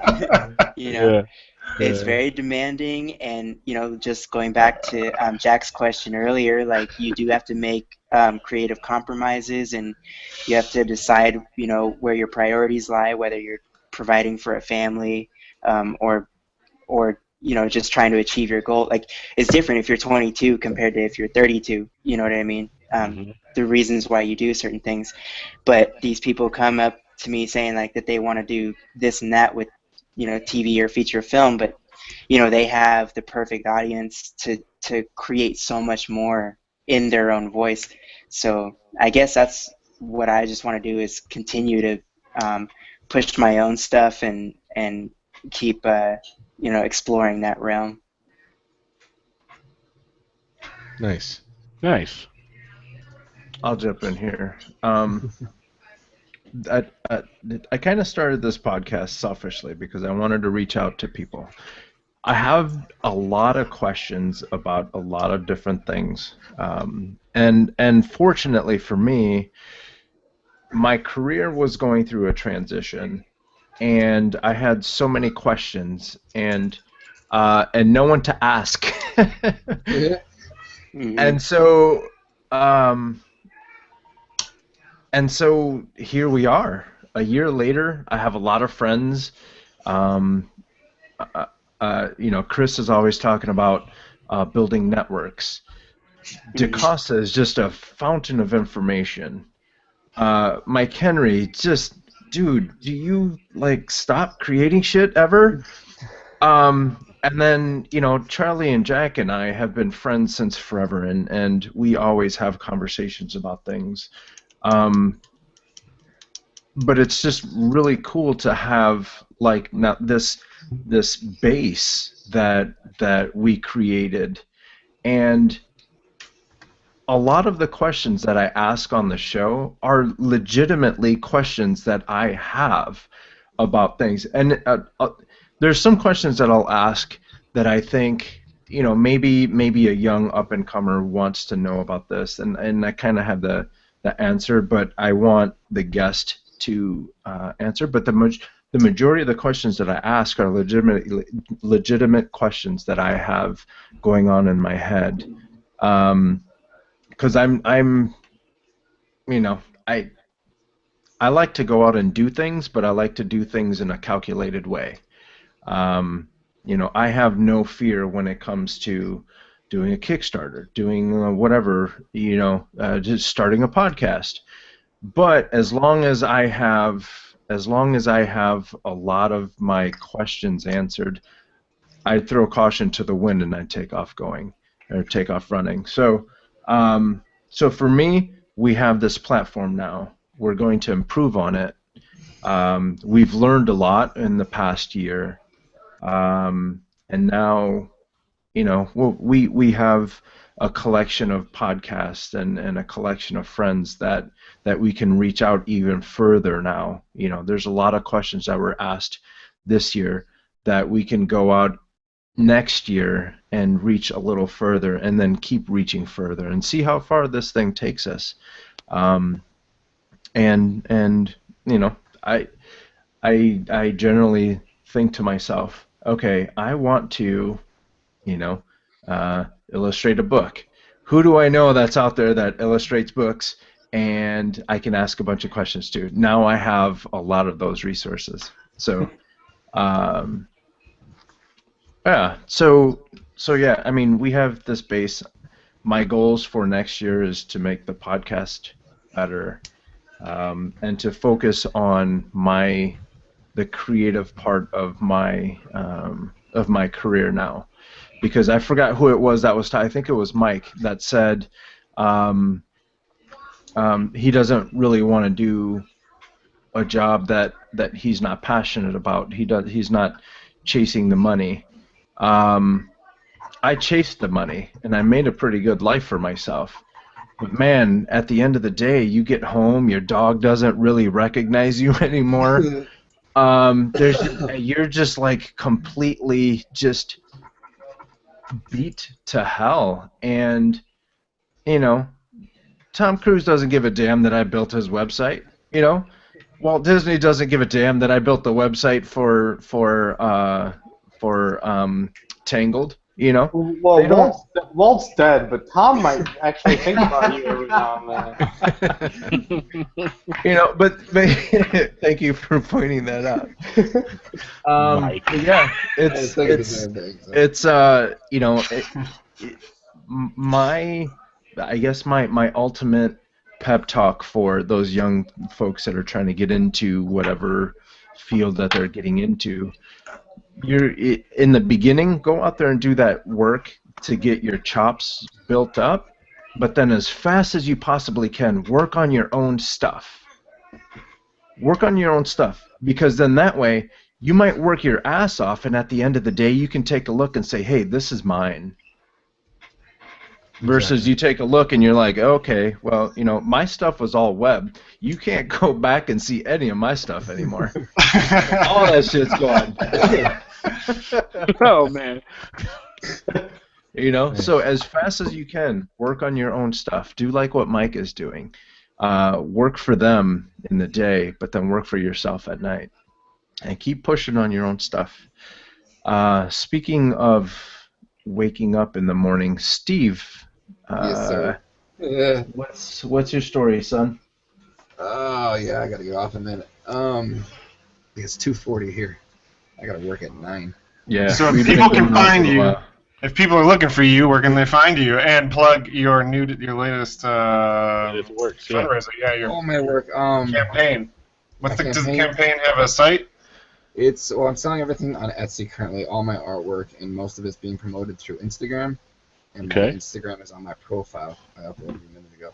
My Etsy is linked through my Instagram. There's a suicide awareness page that I created that you can go and follow. You can share it. You can post to it. You can add to it. Do whatever you want. That's how I set it up. Thanks to Jack, actually. And what's the Instagram? Ven Ropic Art. Ven_Ropic_art. If you go to my profile, you can see it through Google+. Nice. And we will also have that in the show notes for everybody. Nobody else has the name Ben in the world. It's true, buddy. Thanks. So yeah, my major goal for the upcoming year is actually to quit my day job to be a full-time artist at home to support my daughter. Nice. In the medical field for 9 years, and I'm burnt out. I just want to do art. Yeah. Doing all my own work, slowly but surely, and I'm getting there, day by day. Yeah, it's gonna be great. Good luck with that, man. I hope you do it. Thank you. Yes. Cool. Most Thanks, Steven. Thank you. That was awesome. Thank you very much for having me. I'm gonna go to bed. All right, thanks, guys. See you, Steven. Thank you, man. Have a good night, everybody. Cheers. All right, so before we go on, do we have any more questions? Did everyone? Mike, what was Mike? You haven't talked about any goals yet. No, I have not. Yeah, I just see. I basically have two main ones. One is simply everybody's been talking about their own IPs that they want to pitch. Back when I ran my own company, we had an IP that we were developing into a comic, and I have since taken it and I own it now, and I'm trying to turn it into an animated show. So that's one thing that I want to redevote all my time to, or not all my time, but a significant portion of my creative time. And then and that I feel really passionate about, and I think is really cool. So now it's just about me making sure that I'm packaging that thing correctly. And then the other thing is I want to take greater advantage of digital distribution of art. I think that things like Patreon have done a really good job with trying to sort of further that. And like my website, my store, I use Big Cartel, and that integrates with Pulley. And whenever somebody wants to buy a PDF of one of my art books on there, the entire process is on. And obviously the production of something like that is only time. You don't have to pay for materials. And so I was realizing the other day, I mentioned this actually in my episode very, very briefly, but I realized that like bands, especially in punk rock, which is what I listen to a lot of, they make EPs like all the time, and eventually they end up collecting a bunch of those EPs into like a bigger LP. And I was like, why don't I do that with art and do like a bunch of digital EPs like over time, so that I'm not worrying about all the manufacturing and the shipping and all that kind of stuff. So that's something that I basically want to focus on, is trying to get that IP up and running, and then trying to take better advantage of what digital can do, and doing sort of like a bunch of small instead of one giant book that I have to put like all these resources into. Nice. That's awesome. That's awesome, yeah. And don't forget that tape project. Yes, and Hitote. I will get on that. Awesome. So I wanted to take 1 second. The original idea of Sketch Zone was to give those folks that are up and comers, that haven't gotten all the eyeballs on their work yet, to get a little bit of exposure. So I wanted, for the year-end show, I wanted to name one last winner, and that is Dan Tavis, and he had submitted a piece called Early Morning Encounter. So Dan, actually, we didn't even... Sorry, Jack. I didn't even tell you what we were doing, so you didn't do any sound effects. Ready? Oh, I'm ready. And the winner is... Dan Tavis!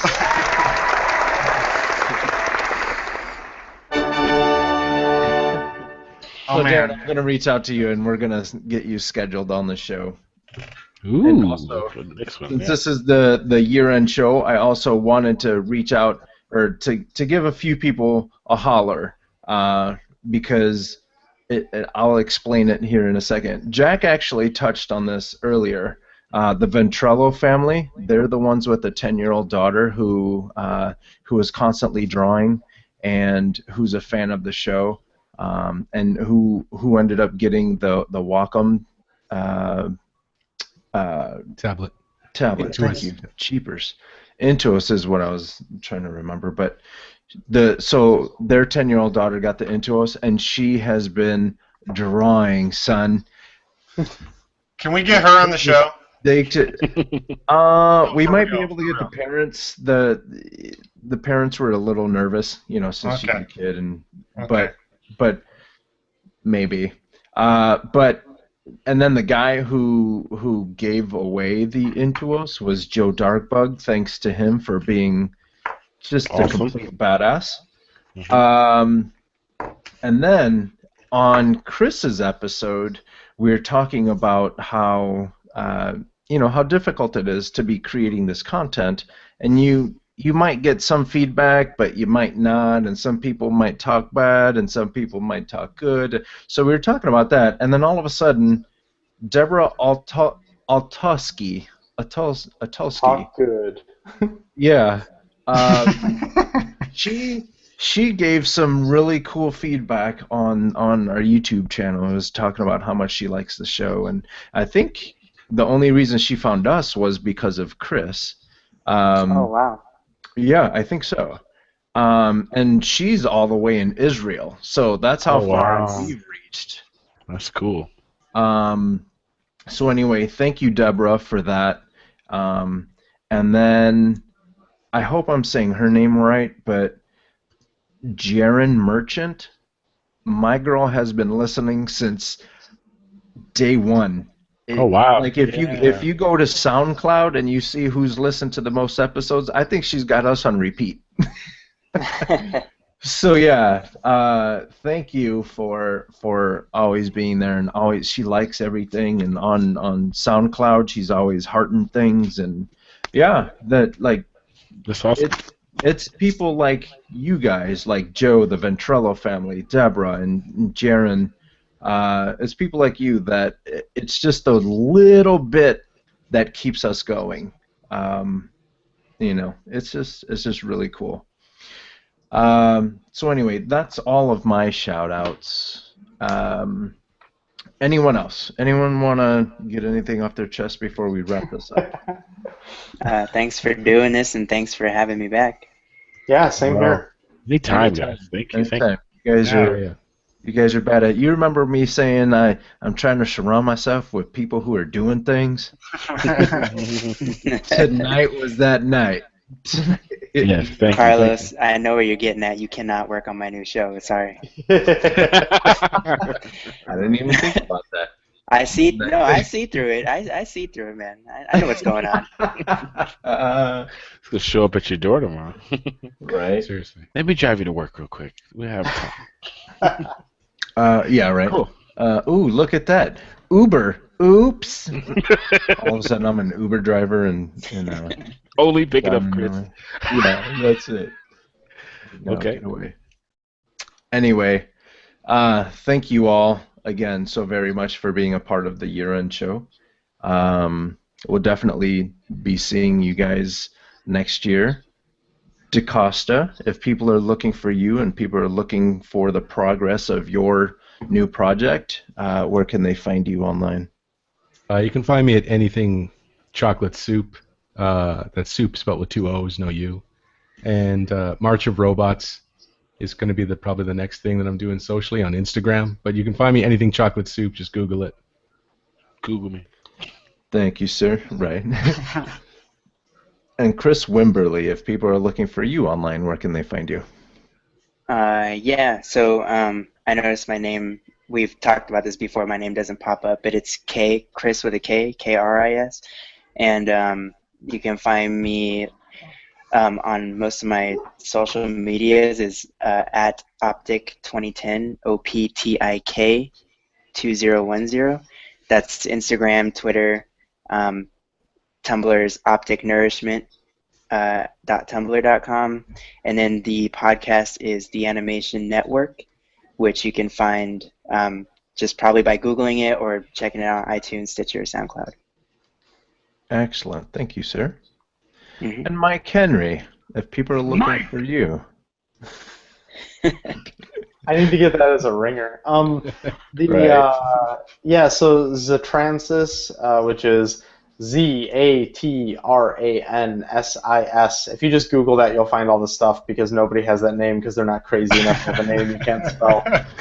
And for those of you that are listening on iTunes, he literally closed his eyes and had to spell it with his eyes closed.